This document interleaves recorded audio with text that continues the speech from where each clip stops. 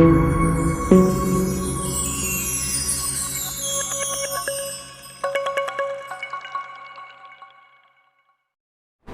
The Lord.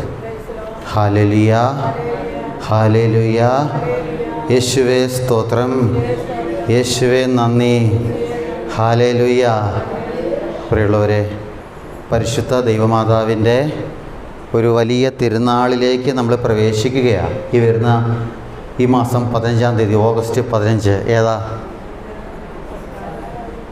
ഏതാ ഇപ്പോൾ കൺഫ്യൂഷനായി ചോദിച്ചപ്പോൾ. സ്വർഗാരോപണം. ഞാൻ സ്വർഗാരോഹണമെന്നാണ് കേട്ടത് ആരുടെയൊക്കെയോ ആയിൽ നിന്ന്. രോഹണമല്ല, രോപണം, സ്വർഗാരോപണം. മനസ്സിലായോ? പ്രിയമുള്ളവരെ, മാതാവിനെ പറ്റി നമ്മൾ കുറച്ച് സമയം ചിന്തിക്കാൻ പോവുകയാണ്. ഞാൻ ജപമാല ചൊല്ലുന്ന സമയത്ത് പെട്ടെന്ന് എൻ്റെ മനസ്സിലേക്ക് കടന്നു വന്നു. അതായത് എൻ്റെ ഒരു ചിന്തയാണ്, മാതാവ് എനിക്ക് തോന്നി ഏറ്റവും കൂടുതൽ സ്നേഹിച്ചത് ആരെയായിരിക്കും? ഈശോയെ, ഇല്ലേ? പക്ഷേ ഈശോയാണ്. എന്നാൽ പോലും ഈശോ കഴിഞ്ഞ് മാതാവ് ഏറ്റവും കൂടുതൽ സ്നേഹിച്ചത് ആരെയായിരിക്കും? എൻ്റെ ഒരു ഉത്തരം പറയട്ടെ, കുഞ്ഞുങ്ങളെ ആയിരിക്കും. കുഞ്ഞുങ്ങളെയാ. ഞാനത് ജപമാലയുടെ നമ്മൾ 4 രഹസ്യം ആകുന്ന സമയത്താണ് എനിക്കത് ഓർമ്മ വന്നത്. പെട്ടെന്ന് തന്നെ മനസ്സിലേക്ക് വന്നൊരു ചിന്തയാണ്, കുഞ്ഞുങ്ങളെയാ. ഞാനിങ്ങനെ ചിന്തിക്കുകയായിരുന്നു, മാതാവ് പ്രത്യക്ഷപ്പെട്ട അത്ഭുതങ്ങൾ നടന്നിട്ടുണ്ടല്ലേ. ലോകത്തിൽ ആദ്യമായി പരിശുദ്ധ മറിയം പ്രത്യക്ഷപ്പെട്ടത് എവിടെയാ? അല്ല, ലൂർദിലല്ല, വേറെ എവിടാ? ലോകത്തിൽ ആദ്യമായി പരിശുദ്ധ മറിയം പ്രത്യക്ഷപ്പെട്ടത്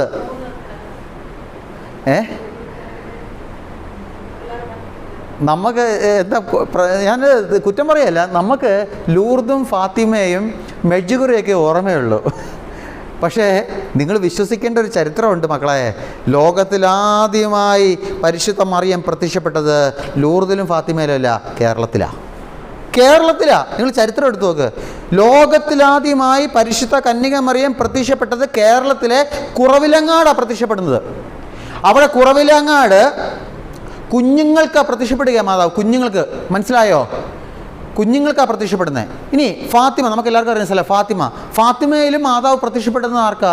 കുഞ്ഞുങ്ങൾക്കാ, ഇല്ലേ? കുഞ്ഞുങ്ങൾക്ക്. വേളാങ്കണ്ണിയിൽ മാതാവ് പ്രത്യക്ഷപ്പെടുന്നത് ഒരു കുഞ്ഞുണ്ട് ആ സമയത്ത്, ഇല്ലേ? ഒരു അമ്മയും കുഞ്ഞും, ഒരു കുഞ്ഞുണ്ട്. ഇനി അതേപോലെ തന്നെ ഞാനിപ്പോൾ ഇത് പെട്ടെന്ന് നോക്കുന്ന സമയത്ത് കണ്ട ബെൽജിയത്തിൽ ആ സ്ഥലത്തിൻ്റെ പേര് ഞാൻ മറന്നുപോയി, പെട്ടെന്ന് കണ്ടതായതുകൊണ്ട് നമ്മുടെ ഓർമ്മയൊക്കെ അത്രയൊക്കെ ഉള്ളൂ, മനസ്സിലായോ? അപ്പോൾ അതൊക്കെ പോയി. എന്നാലും ബെൽജിയത്തിൽ ഈ അമ്മ പ്രത്യക്ഷപ്പെടുന്നത്, പരിശുദ്ധ കന്യക മറിയം പ്രത്യക്ഷപ്പെടുന്നതും കുഞ്ഞുങ്ങൾക്കാണ്. അപ്പോൾ എനിക്ക് മനസ്സിലായൊരു കാര്യം, പരിശുദ്ധ മറിയം ഈശോ കഴിഞ്ഞ ഏറ്റവും കൂടുതൽ സ്നേഹിച്ചത് കുഞ്ഞുങ്ങളെയാണ്. പരിശുദ്ധ മറിയം എന്തുകൊണ്ടായിരിക്കാം കുഞ്ഞുങ്ങളെ സ്നേഹിക്കാൻ കാരണം? എന്തുകൊണ്ടായിരിക്കാം? ഈശോ ആരെ സ്നേഹിച്ചത്? കുഞ്ഞുങ്ങളെയാണ്. ശിശുക്കളെ എൻ്റെ അടുക്കൽ വരുവാൻ അവരെ അനുവദിക്കുകയും അവരെ തടയരുത്, ഇല്ലേ? കുഞ്ഞുങ്ങളെയാണ് ഈശോ സ്നേഹിച്ചത്. കുഞ്ഞുങ്ങളെ സ്നേഹിച്ച ഈശോയെയും അതേ ഈശോയുടെ അമ്മ ഈ മറിയോ ആരെ തന്നെ സ്നേഹിക്കും? കുഞ്ഞുങ്ങളെ തന്നെ സ്നേഹിക്കും. അതുകൊണ്ട് നമ്മുടെ മുമ്പിൽ 2-3 കുഞ്ഞുങ്ങളുണ്ട്. മക്കളെ, നിങ്ങളെല്ലാവരും മുമ്പോട്ട് വാ. എൻ്റെ അടുത്ത് ഇവള് പറഞ്ഞു, അച്ഛാ യൂട്യൂബിൽ അച്ഛനെ മാത്രമേ കാണുന്നുള്ളൂ, ഞങ്ങളെ ഒന്നും കാണുന്നില്ല. ഇന്ന് നിങ്ങളെല്ലാവരെയും കാണിക്കാനുള്ള അവസരം തരാം. വാ മോനെ, വാടാ മോളെ, വാ മക്കളെ, വാ. ഇനി എന്ത് ചെയ്യും? ഒരാൾ പോയോ? ഇത്ര നേരം ഇരിപ്പുണ്ടായിരുന്നല്ലോ. വാ, മുമ്പോട്ട് വാ. ചോദ്യം ചോദിക്കാനൊന്നുമല്ല, ചോദ്യം ചോദിക്കാനോ നിങ്ങളെ ഉത്തരം മുട്ടിപ്പിക്കാനോ ഒന്നുമല്ല. നിങ്ങളോട് ചോദ്യം ചോദിക്കാൻ ഞാൻ ആരാ? വാ, ഇങ്ങോട്ടേക്ക്. കാണുന്നുണ്ടോ? വാ, ഇപ്പുറത്ത് പാടി. ഇവിടേക്ക്. എന്തി ഒരാൾ കൂടെ ഉണ്ടായിരുന്നല്ലോ, പോയോ? എവിടെ പോയി? മക്കളും വാ മോനെ, വാ ഇങ്ങോട്ടോ. ഇവരെയൊക്കെ അയ്യോ, ഇങ്ങോട്ട്. അച്ഛൻ എടുക്കട്ടെ മക്കളെ, അച്ഛൻ എടുക്കട്ടെ. മക്കളെ, നിങ്ങൾക്ക് ഞാനൊരു ജോലി തരുക. പേടിക്കൊന്നും വേണ്ട, ഇങ്ങോട്ട് നിന്നോ. ഞാൻ വഴക്കൊന്നും പറയത്തില്ല. മക്കളെ, ഞാൻ നേരത്തെ പറഞ്ഞു, നമ്മൾ കുറച്ച് മുമ്പ് ചിന്തിച്ചു, പരിശുദ്ധ മറിയം കുഞ്ഞുങ്ങളോടാണ് ഏറ്റവും കൂടുതൽ സ്നേഹം, അല്ലേ? ആരോടാ? കുഞ്ഞുങ്ങളോട്. അപ്പോൾ നമ്മൾ കുഞ്ഞുങ്ങളെല്ലാവരും ചേർന്ന് കൃപ നിറഞ്ഞ മറിയമേ എന്ന പ്രാർത്ഥന ചൊല്ലാൻ പോവാം. വരുന്നു, ആൾ വരുന്നു കേട്ടോ. അറിയാമോ പ്രാർത്ഥന? അറിയാമോ? കൃപ നിറഞ്ഞ മറിയമേ. ഈ കുഞ്ഞുങ്ങൾ പ്രാർത്ഥിച്ചാൽ അമ്മ ഇവിടെ വരും. എനിക്കറിയാം, പരിശുദ്ധ അമ്മ ഉറപ്പായിട്ടും ഇവിടെ വരും. മനസ്സിലായോ? കാരണം ഈശോ കുഞ്ഞുങ്ങളെ മോളെ വാടി. നമ്മൾ ഒരു പ്രാർത്ഥന പ്രാർത്ഥിക്കാൻ പോവാ കേട്ടോ. പരിശുദ്ധ മറിയത്തിന് നിങ്ങളെ ഏറ്റവും കൂടുതൽ ഇഷ്ടം. അതുകൊണ്ട് നമ്മളെല്ലാവരും, നിങ്ങൾ കുഞ്ഞുങ്ങളെല്ലാവരും ചേർന്ന്, ഞാൻ മൈക്ക് തരുക, കുഞ്ഞുങ്ങളെല്ലാവരും ചേർന്ന് നമുക്കെല്ലാവർക്കും കുഞ്ഞുങ്ങൾ പ്രാർത്ഥിക്കും, ലീഡ് ചെയ്യും, നമ്മൾ കൂടെ പ്രാർത്ഥിക്കും കേട്ടോ. കൃപ നിറഞ്ഞ മറിയമേ എന്ന പ്രാർത്ഥന നമുക്ക് എല്ലാവർക്കും ചെല്ലാം, അല്ലയോ? നമ്മുടെ കർത്താവ് നിന്നോടുകൂടെ, നീ സ്ത്രീകളിൽ അനുഗ്രഹിക്കപ്പെട്ടവളാകുന്നു, നിന്റെ ഉദരഫലമായി നമ്മുടെ കർത്താവ് യേശു മിശിഹ വാഴ്ത്തപ്പെട്ടവനാകുന്നു. പരിശുദ്ധ മറിയമേ, തമ്പുരാൻ്റെ അമ്മേ, പാപികളായ ഞങ്ങൾക്ക് വേണ്ടി ഇപ്പോഴും എപ്പോഴും ഞങ്ങളുടെ മരണസമയത്തും തമ്പുരാനോട് അപേക്ഷിക്കണമേ. ഒരിക്കൽ കൂടെ പ്രാർത്ഥിക്കാം. കൃപ നിറഞ്ഞ മറിയമേ, നിനക്ക് സമാധാനം. നിന്നോടുകൂടെ നീ സ്ത്രീകളിൽ അനുഗ്രഹിക്കപ്പെട്ടവളാകുന്നു, നിന്റെ ഉദരഫലമായ നമ്മുടെ കർത്താവ് യേശു മിശിഹ വാഴ്ത്തപ്പെട്ടവനാകുന്നു. പരിശുദ്ധ മറിയമേ, തമ്പുരാൻ്റെ അമ്മേ, പാപികളായ ഞങ്ങൾക്ക് വേണ്ടി ഇപ്പോഴും എപ്പോഴും ഞങ്ങളുടെ മരണസമയത്തും തമ്പുരാനോട് അപേക്ഷിക്കണമേ. കൃപ നിറഞ്ഞ മറിയമേ, നിനക്ക് സമാധാനം. നിന്നോടുകൂടെ നീ സ്ത്രീകളിൽ അനുഗ്രഹിക്കപ്പെട്ടവളാകുന്നു, ഉദരഫലമായി നമ്മുടെ കർത്താവ് യേശു മിശിഹ വാഴ്ത്തപ്പെട്ടവനാകുന്നു. പരിശുദ്ധ മറിയമേ, തമ്പുരാൻ്റെ അമ്മേ, പാപികളായ ഞങ്ങൾക്ക് വേണ്ടി ഇപ്പോഴും എപ്പോഴും ഞങ്ങളുടെ മരണസമയത്തും തമ്പുരാനോട് അപേക്ഷിക്കണമേ. പിതാവിനും പുത്രനും പരിശുദ്ധ റൂഹായ്ക്കും സ്തുതി. പോയിക്കോ മക്കളെ, പോവോ? എൻ്റെ കൂടെ നിൽക്കുന്നോ? മാതാവേ. ഈ കുഞ്ഞുങ്ങൾ പ്രാർത്ഥിച്ച അമ്മ വരും, എനിക്ക് ഉറപ്പുണ്ട്. കാരണം അമ്മയ്ക്ക് ഇഷ്ടമായി കുഞ്ഞുങ്ങളെ. ഹല്ലേലൂയ, യേശുവേ സ്തോത്രം. പരാതി മാറിയോ? അച്ഛനെ മാത്രമേ യൂട്യൂബിൽ കാണുന്നുള്ളൂ, ഞങ്ങളെ ആരെയും ചുമ്മാതാ. ഞാനിത് കൈ നിട്ട് പറഞ്ഞ കേട്ടോ, അങ്ങനെയൊന്നും പറഞ്ഞില്ല, മനസ്സിലായോ? ഇത് കൈ നിട്ട് പറഞ്ഞതാ.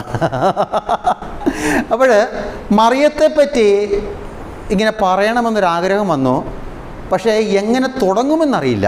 അങ്ങനെ ഞാനിങ്ങനെ ആലോചിച്ച് നടക്കുക, മനസ്സിലായോ? ഇങ്ങനെ പല വിചാരത്തോടെ ഞാൻ നടക്കും. മറിയത്തെപ്പറ്റി പറയാൻ ആഗ്രഹമുണ്ട്, പക്ഷേ എവിടുന്ന് തുടങ്ങും, എങ്ങനെ തുടങ്ങും? അങ്ങനെ ഇരിക്കുമ്പോഴാണ് ഞാൻ ഒരച്ഛൻ്റെ റൂമിൽ കയറാനിടയായി. ഒരു സ്ഥലത്ത് പോയപ്പോൾ ഒരച്ഛൻ്റെ റൂമിൽ കയറിയപ്പോൾ അച്ഛൻ്റെ മുറിയിലെ മേശപ്പുറത്ത് ഒരു ചെറിയൊരു പ്രാർത്ഥന കാർഡ് ഇരിക്കുന്നുണ്ട്. ആ പ്രാർത്ഥന കാർഡ് ഞാൻ നോക്കിയപ്പോൾ ഒരു വചനമാണ്. ആ വചനം ഞാൻ വായിച്ചപ്പോൾ പെട്ടെന്ന് എൻ്റെ ഉള്ളിൽ കേൾക്കുകയാണ്, ഇത് നീ എടുത്തോണം. ഹല്ലേലൂയ, ഇത് നീ എടുത്തോണം. എനിക്ക് തോന്നുന്നു, ഞാൻ മനസ്സിലായ കാര്യം, ഇത് കർത്താവ് കാണിച്ചു തന്നതാണ്.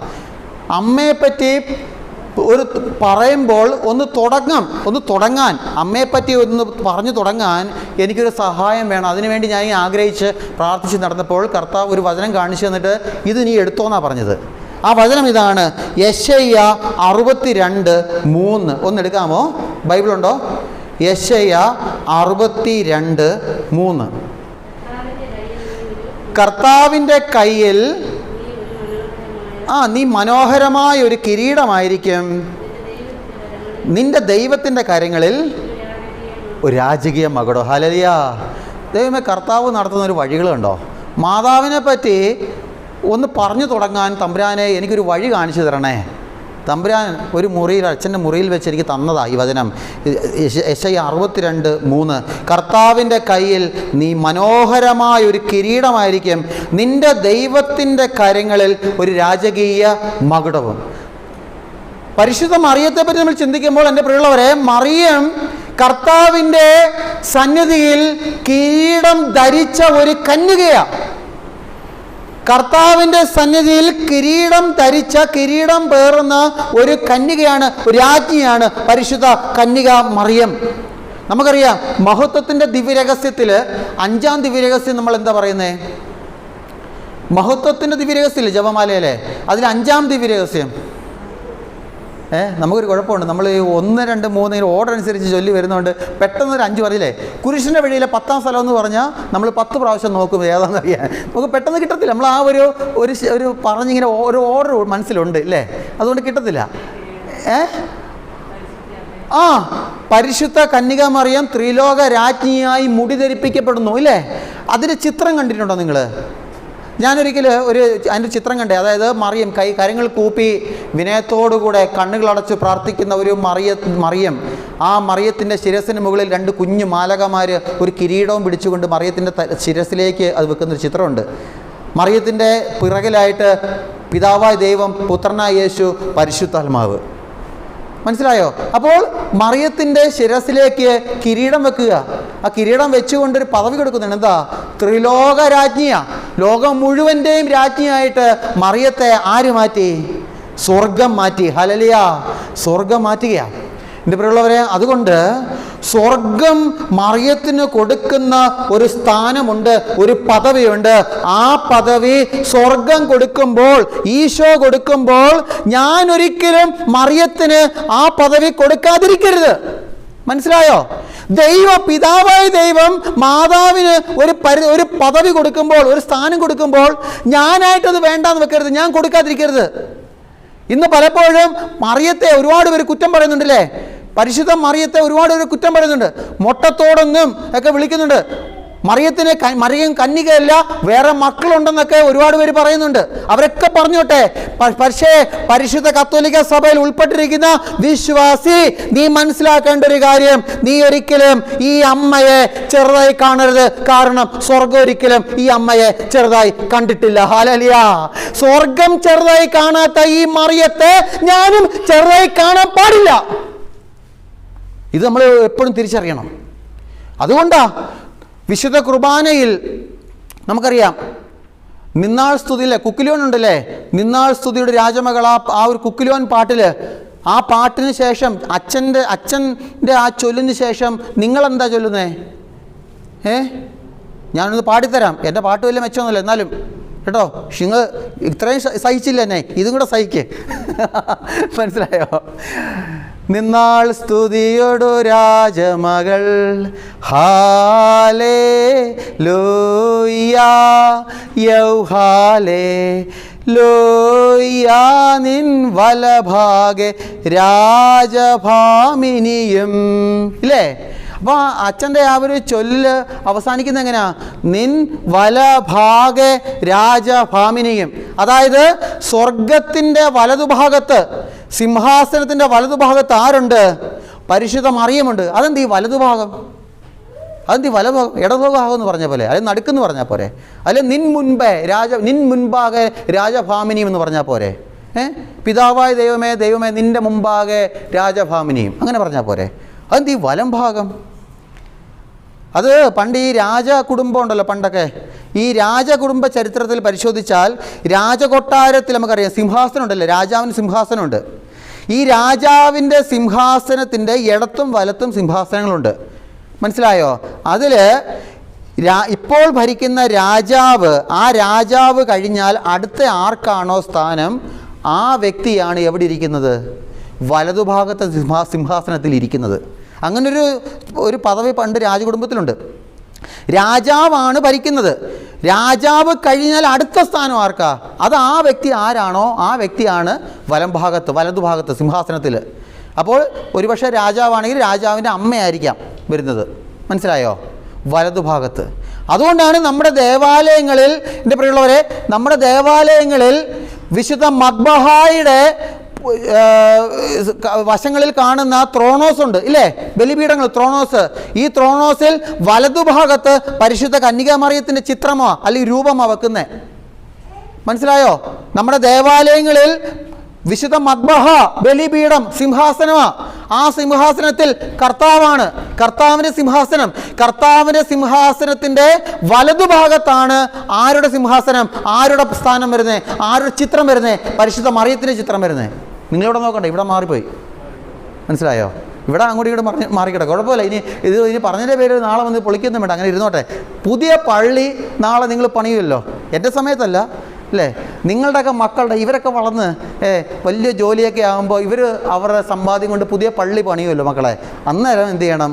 മാതാവിനെ ഇവിടെ വെക്കണം കേട്ടോ. അപ്പം മാതാവിൻ്റെ സ്ഥാനം വലതുഭാഗം. അത്രയും വലിയ സ്ഥാനം എൻ്റെ പ്രിയമുള്ളവരെ സ്വർഗത്തിൽ കർത്താവ് കൊടുക്കുന്നേ. അത്രയും വലിയ സ്ഥാനം ഒരു സാധു പെൺകുട്ടിക്ക് കൊടുക്കുമ്പോൾ ആ സാധു പെൺകുട്ടിയെ ഞാനായിട്ട് എന്തിനാ തള്ളിക്കളയുന്നേ? ഞാനായിട്ട് എന്തിനാ തള്ളി പറയുന്നേ? ഞാനായിട്ട് എന്തിനാ ഉപേക്ഷിക്കുന്നേ? ഞാനായിട്ട് എന്തിനാ മറ്റുള്ളവർ മുമ്പിൽ പരിഹാസ പാത്രമാക്കി തീർക്കുന്നേ? എനിക്ക് ഇങ്ങനെ ജീവിക്കുന്നവരോട്, ഇങ്ങനെ ചോദിക്കുന്നവരോട് എനിക്ക് ചോദിക്കാനുള്ള ചോദ്യം ഇതാ. ചില പെന്തക്കോസ്ത് സഹോദരങ്ങളോടും അല്ലെങ്കിൽ ചില അക്കത്തോലിക്കരോടും എനിക്ക് ചോദിക്കാനുള്ള ചോദ്യം ഇതാ. സ്വർഗം ഏറ്റവും വലിയ സ്ഥാനം കൊടുത്ത് തൻ്റെ സിംഹാസനത്തിൻ്റെ വലതുവശത്ത് ഇരുത്തിയ ഈ സാധു പെൺകുട്ടിയായ ഈ പരിശുദ്ധ മറിയത്തെ സ്വർഗം വലിയ സ്ഥാനം കൊടുക്കുമ്പോൾ മനുഷ്യനായ ഞാൻ എന്തിനാ ആ പദവി മറക്കുന്നത്? ഞാനെന്തിനാ ഉപേക്ഷിക്കുന്നേ? ദൈവം കൊടുക്കുന്നെങ്കിൽ ഞാനും അത് കൊടുക്കണം. ഹല്ലേലൂയ! ഞാനും ആ സ്ഥാനം കൊടുക്കണം. എൻ്റെ പ്രിയമുള്ളവരെ, ഒരു കാര്യം മനസ്സിലാക്കേണ്ടത്, വചനം പറയുന്നത് എന്താ? കർത്താവിൻ്റെ കയ്യിൽ നീ മനോഹരമായ ഒരു കിരീടമായിരിക്കും, നിന്റെ ദൈവത്തിൻ്റെ കരങ്ങളിൽ ഒരു രാജകീയ മകുടവും. ഇല്ലേ? അപ്പോൾ ദൈവത്തിൻ്റെ സന്നിധിയിൽ നിന്ന് പരിശുദ്ധ മറിയം ഈ കിരീടം പ്രാപിക്കുന്നതിന് മുൻപ്, ത്രിലോക രാജ്ഞിയായ കിരീടം പ്രാപിക്കുന്നതിന് മുൻപ് ദൈവം ഈ മറിയത്തെ തൻ്റെ ഉള്ളംകൈയിൽ ചേർത്ത് നിർത്തി. മനസ്സിലായോ? ദൈവത്തിൻ്റെ കയ്യിൽ നിന്ന് പരിശുദ്ധ മറിയം ഈ കിരീടം പ്രാപിക്കുന്നതിന് മുൻപ്, അല്ലെങ്കിൽ ദൈവമാതാവാകുന്നതിന് മുൻപ് എന്ത് സംഭവിച്ചെന്നറിയാമോ? ഈ മറിയത്തെ ദൈവം തൻ്റെ ഉള്ളംകൈയിൽ ചേർത്ത് നിർത്തി. യെശയ്യാ 49:16 ഒന്നെടുക്കാമോ? നമ്മൾ നേരത്തെ വായിച്ചതിൻ്റെ അടുത്ത ഭാഗമാണ്, അടുത്ത് തന്നെ ഉണ്ട്. യെശയ്യാ 49:16. നമ്മൾ വചനം വായിക്കുമ്പോൾ ഉണ്ടല്ലോ, അതിൻ്റെ ഒരു അഭിഷേകം എന്ന് പറയാം. അതുകൊണ്ടാണ് കുറച്ച് താമസിച്ചാലും കുഴപ്പമില്ല, നിങ്ങൾ വചനം എടുക്കാൻ ഞാൻ ഇങ്ങനെ വെയിറ്റ് ചെയ്യുന്നത്. ഇല്ലെങ്കിൽ പെട്ടെന്ന് എനിക്ക് വേണമെങ്കിൽ ഇത് വായിച്ച് തീർക്കാം, അത്രയേ ഉള്ളൂ. അങ്ങനല്ല, നമ്മളെല്ലാവരും കൂടെ ഇതിൽ പങ്കെടുക്കുക. നമ്മളെല്ലാവരും വചനം വായിക്കണം. വായിക്കാമോ? ഇതാ നിന്നെ ഞാൻ എൻ്റെ ഉള്ളംകൈയിൽ രേഖപ്പെടുത്തിയിരിക്കുന്നത്. കണ്ടോ? അപ്പോൾ അവിടെ പ്രവാചകനോട് കർത്താവ് പറയാ, നിന്നെ ഞാൻ എൻ്റെ ഉള്ളംകൈയിൽ രേഖപ്പെടുത്തിയിട്ടുണ്ട്. ദൈവത്തിൻ്റെ ഉള്ളംകൈയിൽ ഒരു വ്യക്തി ചേർക്കപ്പെടണമെങ്കിൽ ആ വ്യക്തിയെ ദൈവം എന്ത് ചെയ്യണം? സ്നേഹിക്കണം. നമ്മുടെ സാധാരണ ഭാഷയെ പറഞ്ഞാൽ സ്നേഹിക്കണം. ദൈവം സ്നേഹിക്കാതെ ഒരിക്കലും ആ വ്യക്തിയെ ദൈവത്തിൻ്റെ കയ്യിൽ ചേർക്കില്ല. മനസ്സിലായോ? ദൈവം ആ വ്യക്തിയെ സ്നേഹിക്കണം. അതുകൊണ്ടാണല്ലോ പ്രിയമുള്ളവരെ, തൊട്ട് മേളത്തെ വാക്യം 15, യെശയ്യാ 49:15 പറയുന്നുണ്ട്, മുല കുടിക്കുന്ന കുഞ്ഞിനെ അമ്മയ്ക്ക് മറക്കാനാവുമോ? പുത്രനോട് പെറ്റമ്മ കരുണ കാണിക്കാതിരിക്കുമോ? അവൾ മറന്നാലും ഞാൻ നിന്നെ മറക്കില്ല. അതിനുശേഷം പറയുക, ഇതാ ഞാൻ എൻ്റെ ഉള്ളംകൈയിൽ നിന്നെ രേഖപ്പെടുത്തിയിരിക്കുന്നു. അപ്പോൾ അതാ പറയുന്നേ, ദൈവം ഒരു വ്യക്തിയെ സ്നേഹിക്കും. ദൈവം ഒരു വ്യക്തിയെ സ്നേഹിക്കുമ്പോൾ അടുത്ത പടി എന്ന് പറഞ്ഞാൽ ദൈവം ആ വ്യക്തി എന്ത് ചെയ്യും? അവൻ്റെ ഉള്ളംകൈയിൽ ചേർക്കും. ദൈവം മറിയത്തെ സ്നേഹിച്ചു, മറിയത്തെ ഉള്ളംകൈയിൽ ചേർത്ത് വെച്ചു. ഇനി ഈ ഉള്ളംകൈയിൽ ചേർത്ത് വെച്ച ഈ വ്യക്തിക്ക് ദൈവം പിന്നീട് എന്ത് കൊടുക്കുമെന്നറിയാമോ? മനസ്സിലായോ? ദൈവം ആദ്യം സ്നേഹിക്കുന്ന വ്യക്തിയെ ദൈവം തന്നെ ഉള്ളംകൈയിൽ ചേർത്ത് നിർത്തുന്നു. ഉള്ളംകൈയിൽ ചേർത്ത് നിർത്തിയിട്ട് ദൈവം ഒരു വലിയ സമ്മാനം ആ വ്യക്തിക്ക് കൊടുക്കും. അതെന്തായിരിക്കും എന്നറിയാമോ? അത് യെശയ്യാ 51:16. യെശയ്യാ 51:16. ആദ്യം തൊട്ട് വായിച്ചോ, കുഴപ്പമില്ല. നമുക്ക് അതിന് ആദ്യം തൊട്ട് വായിച്ചോ. ആകാശത്തെ വിരിച്ചും ഭൂമിക്ക് അടിസ്ഥാനമിട്ടും സിയോനോട് നീ എൻ്റെ ജനമാണ് എന്നു പറഞ്ഞും എൻ്റെ വചനം നിൻ്റെ അധരങ്ങളിൽ ഞാൻ നിക്ഷേപിച്ചിരിക്കുന്നു, എൻ്റെ കരത്തിൻ്റെ തണലിൽ ഞാൻ നിന്നെ മറച്ചിരിക്കുന്നു. കണ്ടോ? ദൈവം ആദ്യം ഒരു വ്യക്തിയെ സ്നേഹിക്കും. ദൈവം സ്നേഹിക്കുന്ന വ്യക്തിയെ ദൈവം തന്നെ ഉള്ളംകൈയിൽ ചേർത്ത് നിർത്തും. ഉള്ളംകൈയിൽ നിൽക്കുന്ന ആ വ്യക്തിക്ക് മനുഷ്യന് ദൈവം കൊടുക്കുന്ന വലിയ സമ്മാനം എന്താ അത്? എൻ്റെ വചനം നിൻ്റെ അധരങ്ങളിൽ ഞാൻ നിക്ഷേപിക്കും. ഹല്ലേലൂയ! എൻ്റെ വചനം, ദൈവം പറയാം, എൻ്റെ വചനം ഞാൻ നിൻ്റെ അധരങ്ങളിൽ നിക്ഷേപിക്കും. കാരണം എന്താ? കാരണം എൻ്റെ കരത്തിൻ്റെ തണലിൽ ഞാൻ നിന്നെ മറച്ചിരിക്കുന്നു. നീ എൻ്റെ കൈക്കുള്ളിലുണ്ടടാ, നീ എൻ്റെ കൈവെള്ളയിലുണ്ട്. ഞാൻ പിടിവിട്ടിട്ടില്ല നിന്നെ. നീ ഒരുപക്ഷെ വിടാൻ ശ്രമിച്ചു കാണും, പക്ഷെ ഞാൻ നിന്നെ പിടിവിട്ടിട്ടില്ല. നീ എൻ്റെ കൈവെള്ളയിലുണ്ട്. നീ എൻ്റെ കൈവെള്ളയിൽ ഉള്ളിടത്തോളം കാലം, എൻ്റെ കരവലയത്തിൽ ഉള്ളിടത്തോളം കാലം എൻ്റെ വചനം ഞാൻ നിനക്ക് തരും. എന്താ ഈ വചനം? വചനം എന്താ?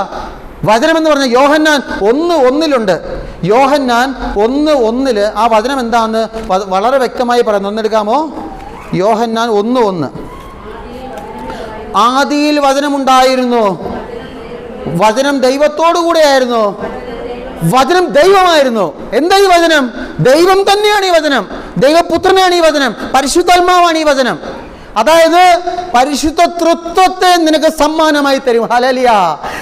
നീ ദൈവത്തിൻ്റെ കൈക്കുള്ളിലായി കഴിഞ്ഞാൽ എൻ്റെ പ്രിയ മക്കളെ, ഈ ദൈവം നിന്നെ കൈവെള്ളയിൽ സൂക്ഷിച്ചിരിക്കുന്ന ആ ദൈവത്തെ തന്നെ നിനക്ക് തരും. പരിശുദ്ധ മറിയത്തിൻ്റെ ജീവിതത്തിൽ അതാ സംഭവിച്ചത്. മറിയത്തെ കർത്താവ് സ്നേഹിക്കുക മാത്രമല്ല, മറിയത്തെ അവൻ്റെ ഉള്ളം കയ്യിൽ ചേർത്ത് പൊതിഞ്ഞു. അതുകൊണ്ടാണ് മറിയത്തെ പറ്റിയുള്ള വിശ്വാസം എന്താ? മറിയത്തിൽ പാപമുണ്ടോ? ഇല്ല. എന്നാൽ മറിയം ജീവിച്ച കാലത്ത് പാപത്തിലേക്ക് നയിക്കുന്ന പ്രലോഭനം ഉണ്ടായിരുന്നോ? മറിയത്തിൽ പാപമില്ല. പക്ഷെ മറിയം ജീവിച്ചത് ഈ ലോകത്തിലാണ്. ഈ ലോകത്തിൽ പാപത്തിലേക്ക് നയിക്കുന്ന സാഹചര്യങ്ങളിൽ വന്നിട്ടില്ലേ? വന്നിട്ടുണ്ട്. നമുക്കൊക്കെ വന്നിട്ടുള്ളതുപോലെ മറിയത്തിനും വന്നിട്ടുണ്ട്. പക്ഷെ എന്തേ മറിയം ആ പാപത്തിൽ വീഴാഞ്ഞത് എന്താ? കാരണം ദൈവത്തിൻ്റെ ഉള്ളം കയ്യിൽ ആരുണ്ടായിരുന്നു? ഈ അമ്മയുണ്ടായിരുന്നു, ഈ മറിയം. ദൈവത്തിൻ്റെ കൈക്കുള്ളിൽ പെട്ട് കഴിഞ്ഞാൽ പിന്നെ നമ്മൾക്കൊരിക്കലും പിന്നെ പുറത്തിറങ്ങാൻ പറ്റില്ല. കാരണം കർത്താവ് വിടില്ല നമ്മളെ. നമ്മളെപ്പോഴും നമ്മുടെ പ്രാർത്ഥനയിലും നമ്മൾ സ്വീകരിക്കുന്ന കുർബാനയിലൊക്കെ എൻ്റെ പ്രിയമുള്ളവരെ നമ്മൾ എന്ത് ചെയ്യണം? നമ്മളിത് ആഗ്രഹിക്കണം. കർത്താവേ, നിൻ്റെ ഉള്ളം കയ്യിൽ എനിക്കൊരു സ്ഥാനം തരണമേ.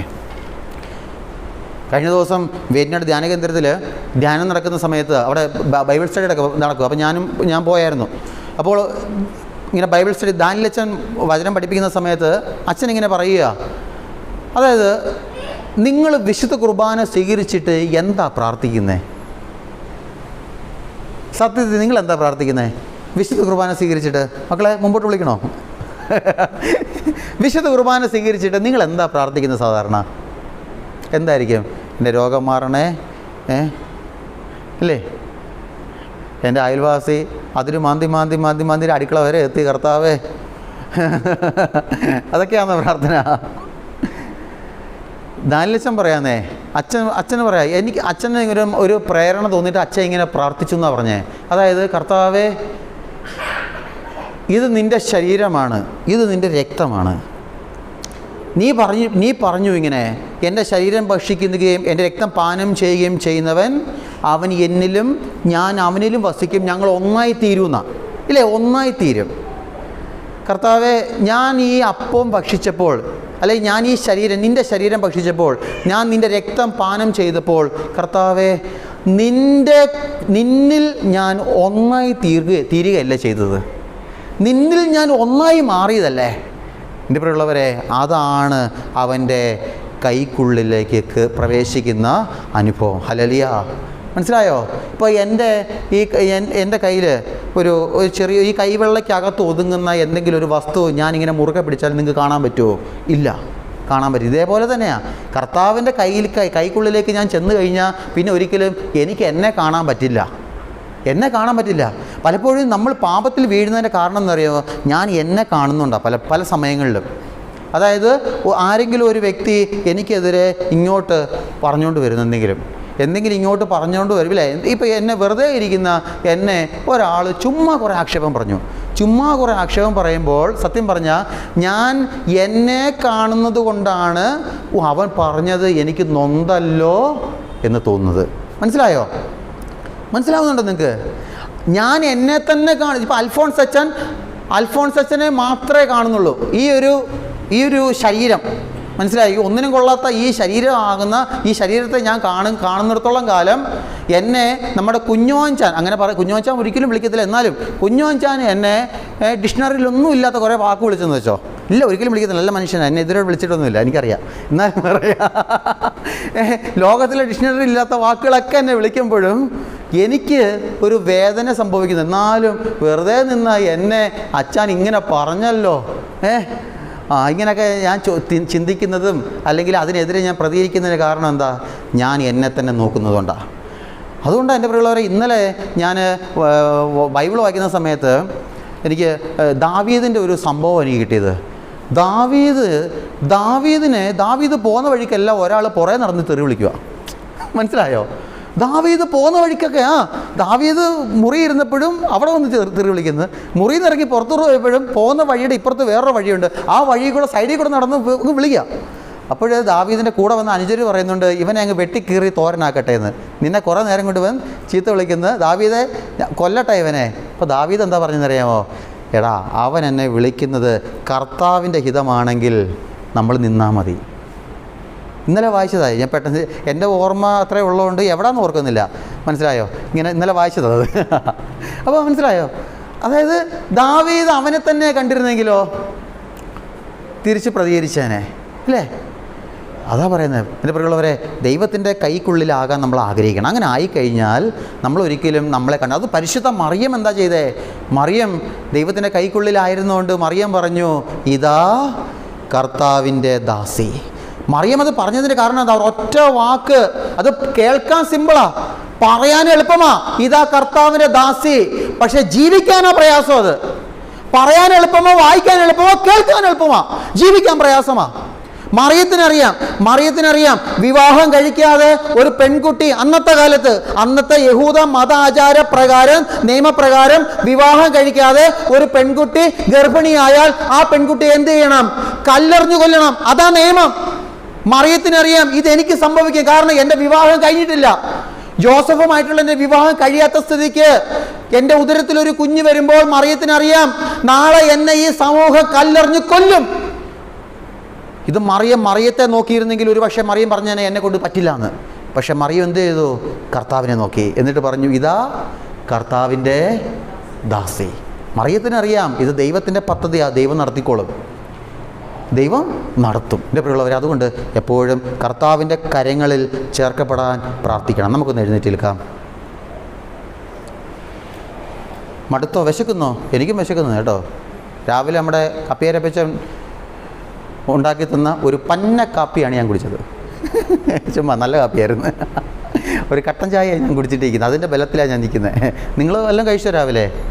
പെട്ടെന്ന് നിർത്താം. നമുക്ക് പരിശുദ്ധ മറിയത്തോടുള്ള ഏറ്റവും സ്നേഹത്തോടുകൂടി നമ്മൾ ചൊല്ലുന്ന പ്രാർത്ഥനയാണ് കൃപ നിറഞ്ഞ മറിയ പ്രാർത്ഥന. നമുക്ക് ആ പ്രാർത്ഥന ഏറ്റുചൊല്ലാം. നമ്മൾ ഇതിൻ്റെ ഇടയ്ക്ക് ഒരിക്കൽ കൂടെ നമ്മൾ ചൊല്ലുന്നുണ്ട്. കൃപ നിറഞ്ഞ മറിയമേ, നിനക്ക് സമാധാനം, നിൻ്റെ ഉദരഫലമായ നമ്മുടെ കർത്താവ് യേശു മിശിഹ വാഴ്ത്തപ്പെട്ടവനാകുന്നു. പരിശുദ്ധ മറിയമേ, തമ്പുരാൻ്റെ അമ്മേ, പാപികളായ ഞങ്ങൾക്ക് വേണ്ടി ഇപ്പോഴും എപ്പോഴും ഞങ്ങളുടെ മരണസമയത്തും തമ്പുരാനോട് അപേക്ഷിക്കണമേ. നമുക്കിരിക്കാം. ഇനി നമ്മൾ ശ്രദ്ധിക്കേണ്ട ഒരു കാര്യം, അതായത്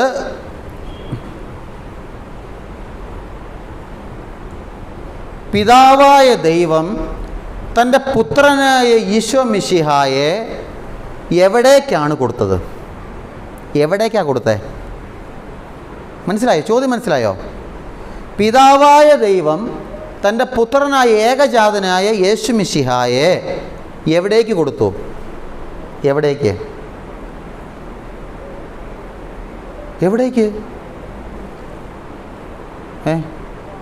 ഓപ്ഷൻസ്: ചൊവ്വാഗ്രഹം, ബുധഗ്രഹം, ഭൂമിഗ്രഹം.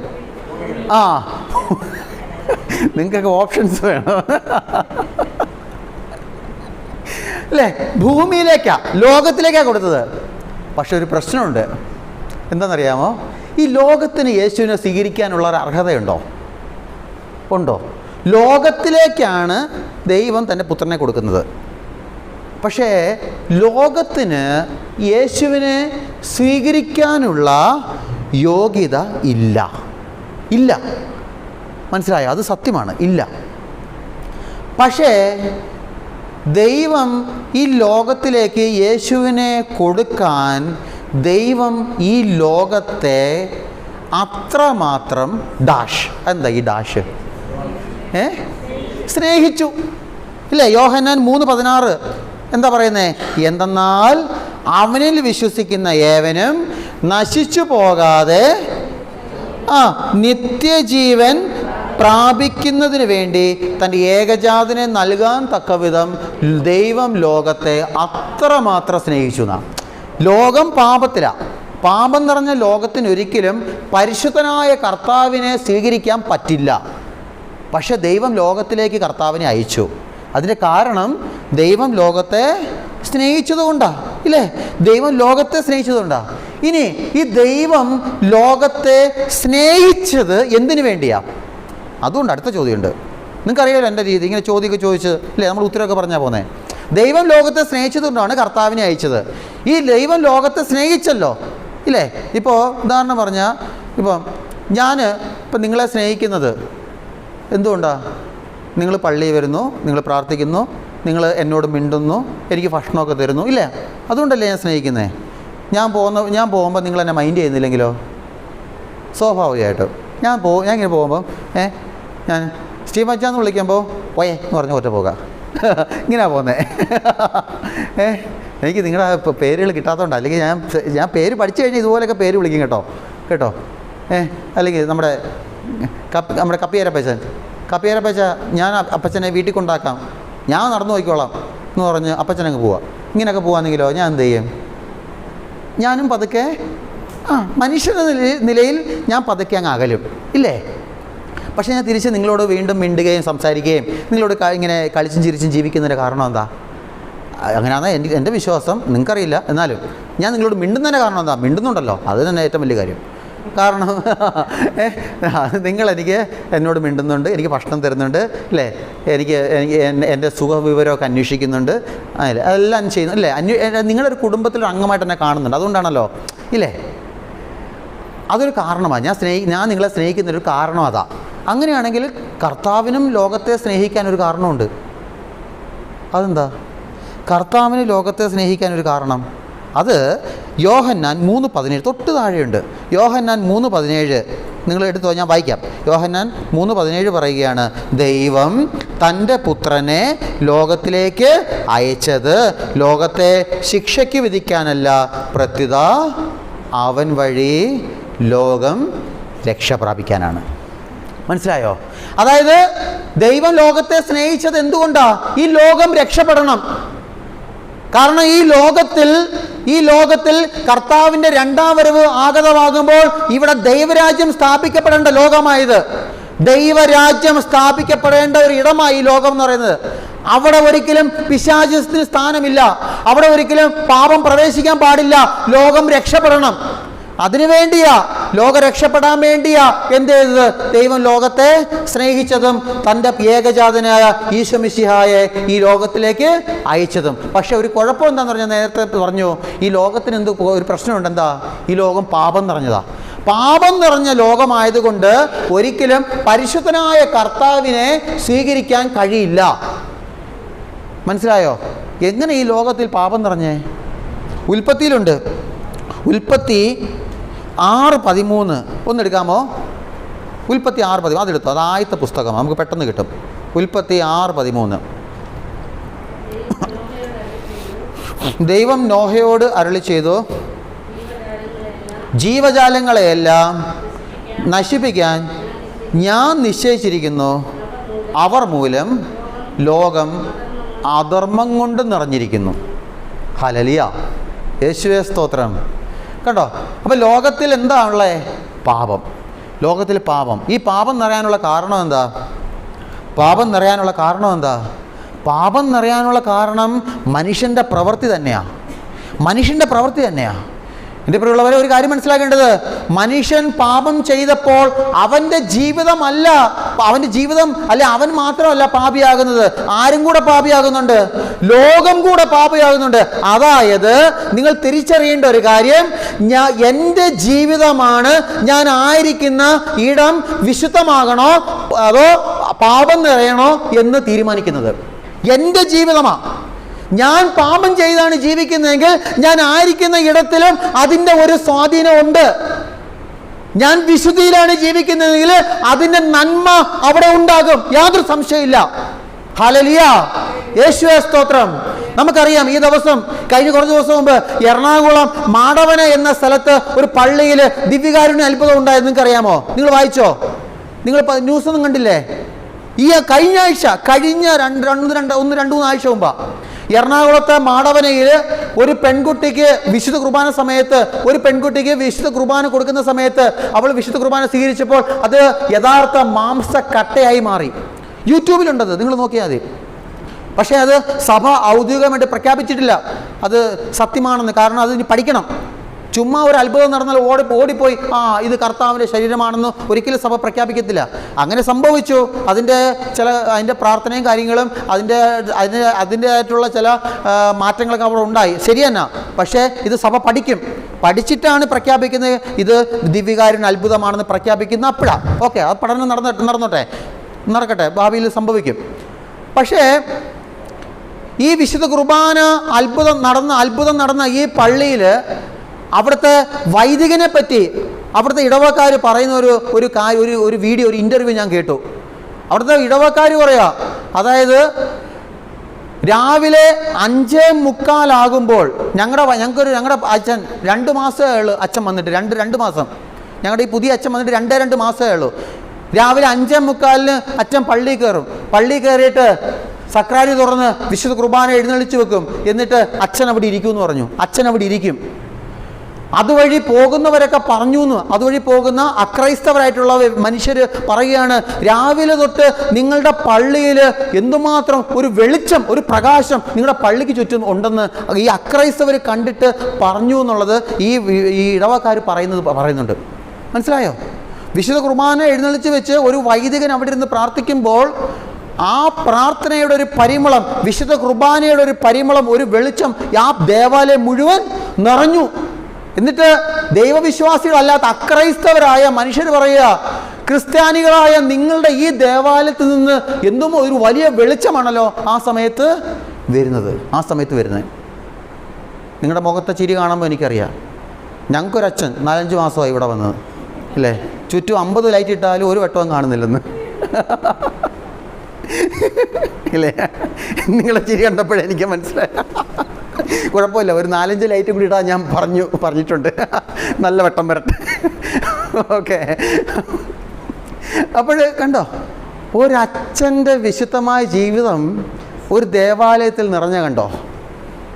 അതാ മക്കളെ, ഈ അഭിഷേകം എന്ന് പറയുന്നുണ്ടല്ലോ, ഇത് പകരുന്നതാ. ഹല്ലേലൂയ.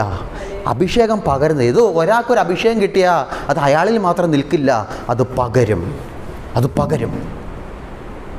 യേശുവിൻ്റെ കൂടെ നടന്നതാ അവൻ്റെ 12 സ്ലീഹന്മാർ. യൂദാസ് കൊല്ലപ്പെട്ടു. യൂദാസ് അവൻ തന്നെ അവൻ്റെ ജീവിതം അവസാനിപ്പിച്ചു. ഓക്കെ, ബാക്കി 11 പേരും. പിന്നീട് മത്യാസിനെ തിരഞ്ഞെടുക്കുന്നുണ്ട്. ഓക്കെ, എന്തോ ആയിക്കോട്ടെ, അല്ലേ? 3 വർഷം യേശുവിൻ്റെ കൂടെ നടന്ന സ്ലീഹന്മാരാ. ഇന്ന് ഈ ലോകത്തിലുള്ള ഭൂഖണ്ഡം മുഴുവനിലും ഈ ക്രിസ്തു മതം ഉള്ളതിൻ്റെ കാരണം എന്താ? കർത്താവിൽ നിന്ന് ഈ അഭിഷേകം ഈ 12 പേരിലൂടെ ഈ ലോകം മുഴുവൻ എത്തി. ഞാനതുകൊണ്ടാണ് ഒരിക്കലും ഞാൻ ഈ പള്ളി വന്നപ്പോൾ ആദ്യം പറഞ്ഞത് എനിക്ക് ഓർമ്മയുണ്ട് ഇപ്പോഴും. നിങ്ങളോട് പറയാം, നിങ്ങൾ മറന്നോന്ന് എനിക്കറിയത്തില്ല. പറയാ, മക്കളെ, നീ ഒന്ന് തീയാകാമോ? നീ ഒന്ന് വിശുദ്ധയാകാമോ? നിന്നിലൂടെ നിൻ്റെ ചുറ്റുപാട് മാറും. ഹല്ലേലൂയ, മാറും. യാതൊരു സംശയമില്ല. ഇത് ഞാൻ എൻ്റെ ചങ്ക് പൊട്ടിയാണ് നിങ്ങളോട് പറയുന്നത്. ചങ്ക് പൊട്ടി മാറും. നീ ഒന്ന് തീയാകാമെങ്കിൽ, നീ ഒന്ന് പരിശുദ്ധാത്മാവിൽ നിറയാമെങ്കിൽ, ബാക്കിയുള്ളവരെ നോക്കണ്ട. അവൻ പള്ളി വരുന്നില്ല, അവൻ പ്രാർത്ഥിക്കുന്നില്ല, അവൻ പാപിയ, നോക്കണ്ട. നീ ഒന്ന് മാറ്, നീ ഒന്ന് വിശുദ്ധനാക്, നീ ഒന്ന് പ്രാർത്ഥിക്ക്, നീ പരിശുദ്ധാത്മാവിനെ നിറയ്. നിന്നിലൂടെ ബാക്കിയുള്ളവർ മാറും, നിന്റെ വീട് മാറും, നിന്റെ കുടുംബം മാറും, നീ ആയിരിക്കുന്ന ഇടം പരിശുദ്ധി കൊണ്ട് നിറയും. അതിനുവേണ്ടി ആഗ്രഹിക്കണം പ്രിയമുള്ളവരെ, അതിനുവേണ്ടി ആഗ്രഹിക്കണം. ഇടവകയിൽ വികാരിയച്ഛൻ വിശുദ്ധനായാൽ ഇടവക ജനം മാറും. കോൺവെൻറ്റിൽ ഒരു സിസ്റ്റർ വിശുദ്ധയായാൽ ആ കോൺവെൻറ്റ് അനുഗ്രഹിക്കപ്പെടും. അൽഫോൺസാമ്മ വിശുദ്ധയായപ്പോഴാണ് ഭരണങ്ങാനം ലോകം മുഴുവൻ അറിയപ്പെട്ടത്. കൊച്ചു ത്രേസ്യ ഒന്ന് വിശുദ്ധയായപ്പോഴാണ് ആ ലിസിയോ ലോകം മുഴുവനും അറിയപ്പെട്ടത്, ഇല്ലേ? അറിയപ്പെട്ടത്. മദർ തെരേസ ഒന്ന് വിശുദ്ധയായി മാറിയപ്പോഴാണ് കൽക്കട്ട മുഴുവൻ, തെരുവ് മുഴുവൻ മാറിയത്. അതാ പറയുന്നത്. നമ്മളൊന്നും ഈ അഭിഷേകം എന്ന് പറയുന്നുണ്ടല്ലോ, അത് ആദ്യം ഞാൻ സ്വീകരിക്കാൻ ആഗ്രഹിക്കണം. ഞാൻ സ്വീകരിച്ചു കഴിഞ്ഞാൽ എന്നിലൂടെ ഒരുപാട് മാറ്റം ഉണ്ടാകും പ്രിയമുള്ളവരെ, ഒരുപാട് മാറ്റം ഉണ്ടാകും. അതാണ് നമ്മൾ പറഞ്ഞത്. എന്നാൽ ഞാൻ പാപത്തിലാണ് ജീവിക്കുന്നതെങ്കിലോ, ഞാൻ ആയിരിക്കുന്ന ഇടം, എൻ്റെ ഭവനം, എൻ്റെ കുടുംബം ആ പാപത്തിൻ്റെ അലകളാൽ നശിച്ചു പോകും, നരകം പോലെ ആയിപ്പോവും. നരകത്തിന് തുല്യമായി പോകും ഞാൻ പാപത്തിലാണ് ജീവിക്കുന്നതെങ്കിൽ. അത് വികാരിയായ ഞാനാണെങ്കിൽ, ഞാൻ മാരകപാപത്തിലാണ് ജീവിക്കുന്നതെങ്കിൽ ഞാൻ ശുശ്രൂഷ ചെയ്യുന്ന ഇടവകളിലെ കുടുംബങ്ങൾ നരകത്തിന് തുല്യമാകും. മനസ്സിലായോ? അങ്ങനൊരു പേടി എനിക്കുണ്ട്. അതുകൊണ്ട് ഞാൻ വലിയ വിശുദ്ധനൊന്നുമല്ല. പക്ഷേ എന്നാൽ പോലും എൻ്റെ പ്രിയമുള്ളവരെ, ഞാൻ കഴിവതും ആഴ്ചയിൽ ഒരിക്കലെങ്കിലും കുമ്പസാരിക്കാൻ ശ്രമിക്കുന്നു. ആഴ്ചയിൽ ഒരിക്കലെങ്കിലും കുമ്പസാരിക്കുന്നുണ്ട്. ഞാൻ മെനഞ്ഞാന്ന് കുമ്പസാരിച്ചായിരുന്നു. മെനഞ്ഞാന്ന് കുമ്പസാരിച്ചിട്ടാണ് ഞാൻ ഇവിടെ ഇരിക്കുന്നത്. കാരണം എനിക്ക് പേടിയുണ്ട്, ഞാൻ മാരകപാപത്തിൽ വീണാൽ എൻ്റെ ജനം തകരും. ഈ സിസ്റ്ററിൻ്റെ പേടിയുണ്ട്, സിസ്റ്റർ മാരകപാപത്തിൽ വീണാൽ കോൺവെൻറ്റ് തകരും. മക്കളെ, ഈ പേടി നിങ്ങൾക്കുണ്ടാകണം. കർത്താവേ, മാരകപാപത്തിൽ വീഴാതെ എന്നെ സംരക്ഷിക്കണം. അതിനുവേണ്ടി എന്ത് ചെയ്യണം? നിൻ്റെ ഉള്ളം കയ്യിൽ എന്നെ ചേർത്ത് വെക്കണം. ഹല്ലേലൂയ, യേശുവേ സ്തോത്രം. പ്രിയമുള്ളവരെ, ഞാൻ എൻ്റെ ജീവിതാനുഭവം പറഞ്ഞത്, ഞാൻ വലിയ മേന്മയോ ഒന്നും കാണിച്ചതല്ല. ആഴ്ചയിൽ ഒരിക്കൽ, ഞാൻ എത്ര തിരക്കാണെങ്കിലും ആഴ്ചയിൽ ഒരിക്കലെങ്കിലും കുമ്പസാരിക്കാൻ ഞാൻ ശ്രമിക്കും. ചില സമയങ്ങളിൽ പറ്റാറില്ല, എങ്കിൽ പോലും ആഴ്ചയിൽ ഒരിക്കൽ നല്ലൊരു കുമ്പസാരം നടത്തിയിട്ട് ഞായറാഴ്ച ഞാൻ ഈ പരിശുദ്ധ ബലിപീഠത്തിൽ കയറാറുള്ളൂ. പക്ഷേ ചില ഞായറാഴ്ചയിൽ പറ്റിയിട്ടില്ല. അത് ഞാൻ തുറന്നു പറയുന്നത്, ചില ഞായറാഴ്ച പറ്റിയിട്ടില്ല. എന്നാൽ പോലും ഞാൻ ശ്രമിക്കും. നമുക്ക് പറ്റണം. അങ്ങനൊരു പേടി നമുക്ക് വേണം. ഞാൻ കാരണം വേറൊരാൾ തകരാൻ പാടില്ല എന്നൊരു പേടി, എൻ്റെ പ്രിയമുള്ളൊരു ആഗ്രഹം എന്ത് ചെയ്യണം? നമുക്ക് വേണം. അങ്ങനെ മനുഷ്യൻ്റെ പാപം മൂലം എന്ത് ചെയ്തു? ലോകത്തിൽ പാപം നിറഞ്ഞു. അങ്ങനെ ലോകത്തിൽ പാപം നിറഞ്ഞപ്പോഴാണ് ദൈവത്തിന് തൻ്റെ പുത്രനെ കൊടുക്കാൻ പറ്റാതായി. അപ്പോഴാണ് ദൈവം എന്ത് ചെയ്തത്? നമ്മുടെ നാടൻ ഭാഷയെ പറഞ്ഞാൽ ഒരു നീണ്ടുപോകുന്ന ഒരു കുഴൽ, ബൈനോക്കുലറും പിടിച്ചുകൊണ്ട് ദൈവം ഇങ്ങനെ നോക്കി, ആരാണ് പാപമില്ലാത്ത ഒരാൾ. അങ്ങനെ നോക്കിയപ്പോഴാണ് ആരെ കാണുന്നത്? പരിശുദ്ധ മറിയത്തെ കാണുന്നത്. നിങ്ങൾക്ക് അറിയാമല്ലോ, അല്ലാതെ ദൈവം ബൈനോക്കുലർ എടുത്ത് രാവിലെ നോക്കിയെന്നല്ല. മനസ്സിലായോ? നിങ്ങൾ അങ്ങനെ വിചാരിക്കരുത്. ഞാനത് ഒരു മനസ്സിലാക്കാൻ വേണ്ടി പറഞ്ഞേ. ദൈവം ഇങ്ങനെ നോക്കി. അതുകൊണ്ട് സങ്കീർത്തനത്തിലുണ്ട്, തന്നെ വിളിച്ചപേക്ഷിക്കുന്നവരുണ്ടോ എന്ന് അറിയാൻ ദൈവം സ്വർഗത്തിൽ നിന്ന് ഭൂമിയിലേക്ക് നോക്കുന്നു എന്ന് വചനം സങ്കീർത്തനത്തിലുണ്ട്. അങ്ങനൊരു വചനമുണ്ട്. മനസ്സിലായോ? അപ്പോൾ ദൈവം നോക്കിയപ്പോഴാണ് ആരെ കണ്ടത്? ഒരു പാവം പിടിച്ച ഒരു പെൺകുട്ടി, ഒരു 16 വയസ്സുള്ള ഒരു പെൺകുട്ടി, ഒരു മറിയത്തെ ദൈവം കണ്ടു. ദൈവം ആ മറിയത്തിൻ്റെ അടുക്കിലേക്ക് ആരെ അയച്ചു? ഗബ്രിയേൽ മാലാഖി അയച്ചിട്ട് പറഞ്ഞു, കൃപ നിറഞ്ഞവളെ നിനക്ക് സ്വസ്തി. ഹല്ലേലൂയ, യേശുവേ സ്തോത്രം. പ്രിയമുള്ളവരെ, മറിയത്തെ ദൈവം തിരഞ്ഞെടുക്കുന്നതിന് കാരണം ലോകം പാപമായിരുന്നു. പക്ഷേ ദൈവത്തിന് വാശിയുണ്ട്, ലോകത്തിലേക്ക് ദൈവം തൻ്റെ പുത്രനെ കൊടുക്കണം. അതിന് മറിയത്തെ എടുത്തു. കാരണം മറിയത്തിൽ എന്തില്ല? പാപമില്ല. പാപമില്ലാത്ത ജീവിതത്തിൽ മാത്രമേ കർത്താവിന് ഇടമുള്ളൂ. അത് നിങ്ങൾ മനസ്സിലാക്കണം. പ്രഭാഷകൻ 15:9 ഒന്നെടുക്കാമോ? പ്രഭാഷകൻ 15:9. നിങ്ങൾക്ക് മടുത്തോടെ? സത്യം പറ. ഹല്ലേലൂയ സ്തോത്രം എന്നൊക്കെ പറഞ്ഞിട്ടും ആരും തിരിച്ചു നിങ്ങോട്ടൊന്നും പറയുന്നില്ല. സ്തോത്രഗീതം പാപിക്ക് ഇണങ്ങുന്നില്ല, അവൻ കർത്താവിൽ നിന്ന് പ്രചോദനം ഉൾക്കൊള്ളുന്നില്ല. മനസ്സിലായോ? അതായത് പാപിയായൊരു മനുഷ്യനെ സംബന്ധിച്ച് വചനം പറയുക, സ്തോത്രഗീതം പാപിക്ക് പറ്റില്ല, അവന് പ്രാർത്ഥിക്കാൻ പറ്റില്ല. അതോടൊപ്പം തന്നെ എന്താ? അവൻ ഒരിക്കലും കർത്താവിൽ നിന്ന് പ്രചോദനം ഉൾക്കൊള്ളില്ല. അതായത് പ്രചോദനം എന്ന് പറഞ്ഞാൽ കർത്താവ് സംസാരിക്കുന്ന സമയങ്ങളുണ്ട്. പ്രിയമുള്ളവരെ, നമ്മുടെ ഉള്ളിൽ തമ്പുരാൻ സംസാരിക്കുന്ന സമയങ്ങളുണ്ട്. പക്ഷേ കർത്താവ് സംസാരിക്കണമെങ്കിൽ എന്ത് വേണം?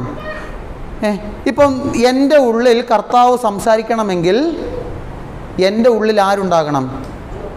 കർത്താവ് ഉണ്ടാകണം. നിങ്ങളുടെ ഉള്ളിലാണെങ്കിലും നിങ്ങളോട് കർത്താവ് സംസാരിക്കണമെങ്കിൽ നിങ്ങളിൽ ആരുണ്ടാകണം? കർത്താവ് ഉണ്ടാകണം.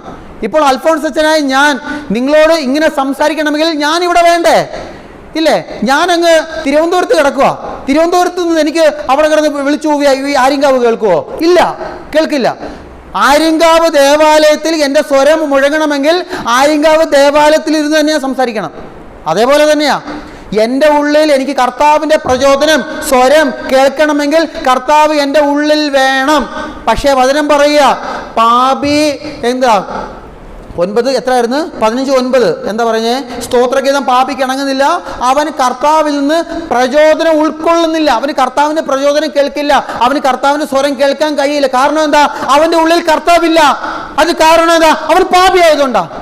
പാപിയായ ഒരു വ്യക്തിയിൽ ഒരിക്കലും കർത്താവ് വസിക്കില്ല. കാരണം കർത്താവ് പരമപരിശുദ്ധനാണ് കർത്താവ്.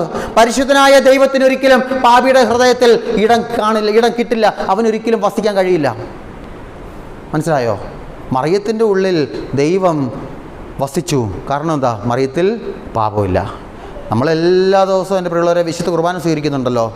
വിശുദ്ധ കുർബാന സ്വീകരിക്കുമ്പോൾ ഈശോയെ തന്നെയാണ് ഞാൻ ഉള്ളിലേക്ക് സ്വീകരിക്കുന്നത്. പക്ഷേ നമ്മൾ ചിന്തിക്കണം, എൻ്റെ ഉള്ളിൽ ഈശോ വസിക്കുന്നുണ്ടോ? ലോകത്തിലാദ്യമായിട്ട് വിശുദ്ധ കുർബാന സ്വീകരിച്ചതാരാ? ലോകത്തിലാദ്യമായി വിശുദ്ധ കുർബാന സ്വീകരിച്ചതാരാ? ആരാ? അല്ല, വിശുദ്ധ കുർബാന സ്ഥാപിച്ചവനിൽ നിന്ന് ലോകത്തിലാദ്യമായി വിശുദ്ധ കുർബാന അങ്ങനെ ചോദ്യം ചോദിച്ചാൽ നിങ്ങൾക്ക് മനസ്സിലാവും. വിശുദ്ധ കുർബാന സ്ഥാപിച്ച ഒരു ദൈവത്തിൽ നിന്ന് ആദ്യമായി കുർബാന സ്വീകരിച്ചതാരാ? യൂദാസ. പത്രോസല്ല കുർബാന സ്വീകരിച്ചത് ആദ്യം. യേശു സ്നേഹിച്ച യോഹന്നാനല്ല ആദ്യമായി കുർബാന സ്വീകരിച്ചത്. ലോകത്തിൻ്റെ ഏറ്റവും കൂടുതൽ ദൂരം പോയി വചനം പറഞ്ഞ തോമാസ് ലീഹ അല്ല ആദ്യമായി കുർബാന സ്വീകരിക്കുന്നത്. കുർബാന സ്ഥാപിച്ച കർത്താവിൽ നിന്ന് ആദ്യമായി വിശുദ്ധ കുർബാന സ്വീകരിക്കുന്നത് യൂദാസ. പക്ഷേ യോഹന്നാൻ വളരെ വ്യക്തമായി എഴുതി വെക്കുന്നുണ്ട്, അപ്പക്കഷ്ണം സ്വീകരിച്ചു കഴിഞ്ഞപ്പോൾ അവനിൽ പിശാച് വസിച്ചു. പിശാച് അവനിൽ പ്രവേശിച്ചു. എന്തുകൊണ്ടാ? ഇതെൻ്റെ ശരീരമാകുന്നു, ഇത് എൻ്റെ രക്തമാകുന്നു എന്ന് പറഞ്ഞവനാ യഥാർത്ഥത്തിൽ അവൻ്റെ ഉള്ളിൽ വസിക്കേണ്ടത്. ആ ദൈവം വസിക്കുന്നതിന് പകരം പിശാച് വസിച്ചതിൻ്റെ കാരണം എന്താ? അവൻ്റെ ചെവികളിൽ ഉള്ളവരെ മുഴങ്ങിയിരുന്നത് കർത്താവിനെ ഒറ്റിക്കൊടുക്കുമ്പോൾ ലഭിക്കുന്ന 30 വെള്ളി നാണയത്തിൻ്റെ കിലുക്കങ്ങളാണ്. അവൻ്റെ കണ്ണുകളിൽ അവൻ കണ്ടിരുന്നത് കർത്താവിനെ ഒറ്റിക്കൊടുക്കുമ്പോൾ അവന് ലഭിക്കുന്ന 30 വെള്ളി നാണയത്തിൻ്റെ തിളക്കമാണ്. അവൻ്റെ ഉള്ളിൽ അവൻ ചിന്തിച്ചു കൊണ്ടിരുന്നത് ഈ കർത്താവിനെ എങ്ങനെ ഒറ്റിക്കൊടുക്കാമെന്ന. അതായത് ഒറ്റ വാക്കിൽ പറഞ്ഞാൽ ദൈവത്തോടുള്ള ലേവലേശം സ്നേഹമില്ലാതെ പാപത്തിൽ നിന്നുകൊണ്ടാ അവൻ വിശുദ്ധ കുർബാന സ്വീകരിച്ചിട്ട് ഈശോ വസിക്കുന്നതിന് പകരം പിശാച് വസിച്ചത്. മനസ്സിലായോ നിങ്ങൾക്ക്? അതുകൊണ്ടാണ് നമ്മൾ വിശുദ്ധ കുർബാന സ്വീകരിക്കുമ്പോൾ നമ്മൾ ചിന്തിക്കണം, കർത്താവേ നീയാണോ എൻ്റെ ഉള്ളിൽ വസിക്കുന്നത് അതോ പിശാചാണോ? നമ്മൾ മാറണം പ്രിയമുള്ളവരെ. അതുകൊണ്ടാണല്ലോ ആരാധന നടത്തി അച്ഛൻ പറഞ്ഞില്ലേ ഇല്ലേ, ഒരു മാറ്റം വേണം നമുക്ക്, പാപങ്ങളെല്ലാം ഏറ്റു പറയണം ഇല്ലേ. നമ്മളൊരിക്കലും പാപത്തിൽ ജീവിക്കാൻ എൻ്റെ പ്രിയമുള്ളവരെ ആഗ്രഹിക്കരുത്. മറിയം പാപത്തിൽ വീഴാതെ ജീവിച്ചത് കൊണ്ടാണ് മറിയത്തിൽ എന്ത് ചെയ്തത്? കർത്താവ് വസിച്ചത്. നമുക്കൊന്ന് എഴുന്നേറ്റ് നിൽക്കാം. മടുത്തോ? വിശക്കുന്നു? സത്യം പറ. എനിക്ക് നിങ്ങളുടെ മുഖമൊക്കെ കണ്ടിട്ട് സത്യം പറഞ്ഞ വിഷമമാവുക. വിശക്കുന്നില്ലേ? ഒരു കാര്യം കൂടെ പറഞ്ഞ് നിർത്താം. ഓക്കെ, നിർത്താം. കൃപ നിറഞ്ഞ മറിയമേ, നിനക്ക് സമാധാനം. എന്നോടുകൂടെ നീ സ്ത്രീകളിൽ അനുഗ്രഹിക്കപ്പെട്ടവളാകുന്നു. നിൻ്റെ ഉദരഫലമായ നമ്മുടെ കർത്താവ് യേശു മിശിഹ വാഴ്ത്തപ്പെട്ടവനാകുന്നു. പരിശുദ്ധ മറിയമേ, തമ്പുരാൻ്റെ അമ്മേ, പാപികളായ ഞങ്ങൾക്ക് വേണ്ടി എപ്പോഴും ഞങ്ങളുടെ മരണസമയത്തും തമ്പുരാനോട് അപേക്ഷിക്കണമേ.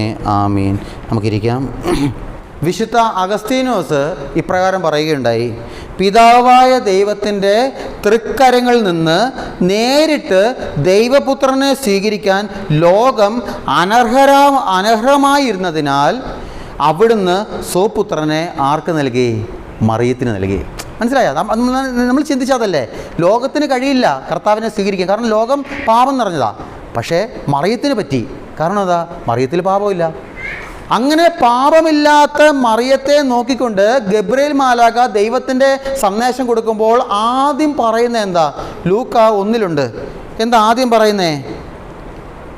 ലൂക്ക 1 എത്ര? 1:28 ദൈവകൃപ നിറഞ്ഞവളെ സ്വസ്തി. കണ്ടോ? പാപമില്ലാത്ത വ്യക്തിയിൽ മാത്രമേ ദൈവകൃപ നിറയുള്ളൂ. മനസ്സിലായി? ദൈവകൃപ നിറയുള്ളൂ. പാപമില്ലാതെ ഈ ജീവിക്കാനായിട്ട് നമ്മൾ ആഗ്രഹിക്കണം, ശ്രമിക്കണം. പാപമില്ലാത്ത അവസ്ഥയിൽ മാത്രമേ എൻ്റെ പ്രിയമുള്ളവരെ ദൈവകൃപ നിറയൂ. അതായത് ദൈവകൃപ നിറഞ്ഞവളെ സ്വസ്തി എന്ന് പറയുമ്പോൾ ദൈവത്തിൻ്റെ കൃപയുണ്ടെന്നാണ്. ദൈവത്തിൻ്റെ കൃപയുണ്ടെന്ന് പറയുമ്പോൾ എത്രമാത്രം കാണും അങ്ങനെയാണെങ്കിൽ മറിയത്തിൽ? ദൈവത്തിൻ്റെ കൃപ മറിയത്തിലുണ്ട്. അതുകൊണ്ടാണല്ലോ മറിയത്തെ ദൈവകൃപ നിറഞ്ഞവളെ. നമ്മളും പ്രാർത്ഥിക്കുമ്പോൾ അങ്ങനെ, കൃപ നിറഞ്ഞ മറിയമേ നിനക്ക് സമാധാനം ഇല്ലേ, നമ്മൾ പ്രാർത്ഥിക്കുന്നത് അങ്ങനെ. അപ്പോൾ എത്രമാത്രം ഉണ്ട് അങ്ങനെയാണെങ്കിൽ കൃപ? അത് എത്രമാത്രം ഉണ്ട്? ഇത്ര ഇല്ല, പണ്ടൊരു പരിസ്ഥിതി പറയുന്നില്ല, എത്ര ലൂയി ഡി മോൺഫോർട്ട് എന്ന് പറയുന്ന ഒരു വിശുദ്ധൻ എഴുതിയ ഒരു പുസ്തകമുണ്ട്, യഥാർത്ഥ മരിയഭക്തി എന്നാണ്. ആ പുസ്തകത്തിൽ ഈ വിശുദ്ധൻ എഴുതി വെക്കുകയാണ്, പിതാവായ ദൈവം വെള്ളത്തെ മുഴുവൻ ഒരുമിച്ച് കൂട്ടി അതിന് കടൽ എന്ന് പേരിട്ട്. കടൽ എന്ന വാക്കിന് ലത്തീൻ പദം എന്താ പറയുന്നത് അറിയാമോ? മാരെ, MARE. ലത്തീൻ ഭാഷയിൽ കടലിനെ വിളിക്കുന്ന പേരാണ് മാരെ. അപ്പോൾ പിതാവായ ദൈവം വെള്ളത്തെ മുഴുവൻ ഒരുമിച്ച് കൂട്ടി അതിന് കടൽ എന്ന് പേരിട്ടു. അതുപോലെ പിതാവായ ദൈവം തൻ്റെ കൃപാവരം മുഴുവനും ഒരുമിച്ച് കൂട്ടി അതിന് മറിയം എന്ന് പേരിട്ടു. മറിയത്തിൻ്റെ ലത്തീൻ വാക്ക് എന്താണെന്നറിയോ? മരിയ. കടലിൻ്റെ ലത്തീൻ വാക്ക് ഏതാ? മാരെ, MARE. ദൈവം വെള്ളത്തെല്ലാം കൂട്ടിവെച്ചു, കടലെന്ന് പേരിട്ടു മാരെ. ദൈവം തൻ്റെ കൃപാവരങ്ങൾ മുഴുവൻ കൂട്ടിവെച്ചു, അതിനൊരു പേരിട്ടു മറിയം. അതിൽ ലത്തീൻ വിളിക്കുന്നു മരിയ. ഹല്ലേലൂയ. അപ്പം കണ്ടോ, ദൈവത്തിൻ്റെ കൃപാവരം മുഴുവൻ ആരിലുണ്ട്? ഈ മറിയത്തിലുണ്ട്. അതുകൊണ്ടാ മറിയം പോയിടത്തെല്ലാം എന്ത് സംഭവിച്ചത്? അത്ഭുതങ്ങൾ സംഭവിക്കുന്നത്. മറിയം കാനായിലെ കല്യാണ വീട്ടിൽ ഉണ്ടായിരുന്നു ഇല്ലേ? വചനം പറയുന്നത് യോഹന്നാൻ 2 കാനായിൽ ഒരു വിവാഹ വിരുന്ന് നടന്നു. യേശുവിൻ്റെ ഇല്ലേ, യേശുവിൻ്റെ അമ്മ അവിടെ ഉണ്ടായിരുന്നു ഇല്ലേ? യേശുവിൻ്റെ അമ്മ അവിടെ ഉണ്ടായിരുന്നു. മറിയം ആ വീട്ടിൽ ഉണ്ടായിരുന്നപ്പോഴാണ് മറിയത്തിൻ്റെ മധ്യസ്ഥതയാൽ കാനായിൽ അത്ഭുതം സംഭവിക്കുന്നത്. മറിയം എലിസബത്തിനെ സന്ദർശിക്കുമ്പോഴാണ് മറിയത്തിൻ്റെ അഭിവാദനം എലിസബത്തിൻ്റെ ചെവികളിൽ പതിച്ചപ്പോൾ എന്ത് സംഭവിച്ചത്? എലിസബത്ത് പരിശുദ്ധാത്മാവിനാൽ നിറഞ്ഞു. എലിസബത്ത് മാത്രമല്ല, അവളുടെ ഉദരത്തിലുള്ള കുഞ്ഞ് യോഹന്നാൻ, ശിശു യോഹന്നാൻ ആത്മാവിനാൽ നിറഞ്ഞു, കുതിച്ചു ചാടി എന്ന് പറയുന്നത് ഇല്ലേ? മറിയത്തിൻ്റെ സാന്നിധ്യമാണ് പെന്തക്കോസ്ത് നാളിൽ സ്ത്രീഹന്മാർ പരിശുദ്ധാത്മാവിനാൽ നിറയപ്പെട്ടത്. മറിയത്തിൻ്റെ സാന്നിധ്യമാണ് കുരിശിൽ കിടക്കുമ്പോഴും കർത്താവിന് ഒരു ബലം കിട്ടിയത്. ഈ മറിയത്തെ നമ്മൾ മറക്കരുത് പ്രിയരെ. അതുകൊണ്ടാണ് ഞാൻ ആദ്യം പറഞ്ഞത്, ഒരിക്കൽ കൂടെ പറയാം. സ്വർഗം മറിയത്തിന് കൊടുത്ത ഒരു സ്ഥാനം ഉണ്ടല്ലോ എൻ്റെ മക്കളെ. സ്വർഗം ആ സ്ഥാനം കൊടുക്കുന്നെങ്കിൽ നമ്മളെന്തിനാ പിന്നെ മറിയത്തെ മറക്കുന്നേ? നമ്മൾ മറക്കാൻ പാടില്ല ഈ മറിയത്തെ. നമ്മൾ മറക്കരുത്. നമ്മളും കൊടുക്കണം, സ്ഥാനം കൊടുക്കണം. എൻ്റെ ജീവിതത്തിൽ, എൻ്റെ കുടുംബത്തിൽ സ്ഥാനം കൊടുക്കണം. നമ്മൾ പ്രാർത്ഥിക്കുന്നുണ്ടല്ലോ, കൃപ നിറഞ്ഞ മറിയമേ നിനക്ക് സമാധാനം ഇല്ലേ? കർത്താവ് നിന്നോടുകൂടെ, സ്ത്രീകളിൽ നീ അനുഗ്രഹിക്കപ്പെട്ടവളാകുന്നു, നിന്റെ ഉദരഫലമായി ഈശോ അനുഗ്രഹിക്കപ്പെട്ടവനാകുന്നു. പരിശുദ്ധ മറിയമേ, തമ്പുരാൻ്റെ അമ്മേ, പാപികളായ ഞങ്ങൾക്ക് വേണ്ടി ഇപ്പോഴും എപ്പോഴും ഞങ്ങളുടെ മരണസമയത്തും കർത്താവിനോട് അപേക്ഷിക്കണമേ. ആമീൻ. നമ്മൾ പ്രാർത്ഥിക്കുന്ന പ്രാർത്ഥന, മറിയത്തോടുള്ള മധ്യസ്ഥ പ്രാർത്ഥന നടത്തുമ്പോൾ നമ്മളെല്ലാവരും സ്നേഹത്തോടെ സന്തോഷത്തോടെ പ്രാർത്ഥിക്കുന്ന പ്രാർത്ഥന അതാ. ഈ പ്രാർത്ഥനയെ നമ്മളൊന്ന് കീറി മുറിച്ചാൽ ഒരു കാര്യം മനസ്സിലാക്കേണ്ടത്, പിശാച് ഏറ്റവും കൂടുതൽ പേടിക്കുന്ന ഒരു പ്രാർത്ഥന വിശുദ്ധ കുർബാന കഴിഞ്ഞാൽ പിന്നെ ഈ കൃപ നിറഞ്ഞ മറിയമേ, അല്ലെ നന്മ നിറഞ്ഞ മറിയമേ എന്ന ഈ പ്രാർത്ഥനയാണ്. വിശുദ്ധ കുർബാന കഴിഞ്ഞാൽ പിശാച് ഏറ്റവും കൂടുതൽ പേടിക്കുന്ന പ്രാർത്ഥന. മനസ്സിലായോ? ഒരിക്കൽ ഒരു ധ്യാനകേന്ദ്രത്തിൽ നടന്നൊരു സംഭവം. അവിടെ പിശാചിനെ ബന്ധിക്കാൻ നല്ല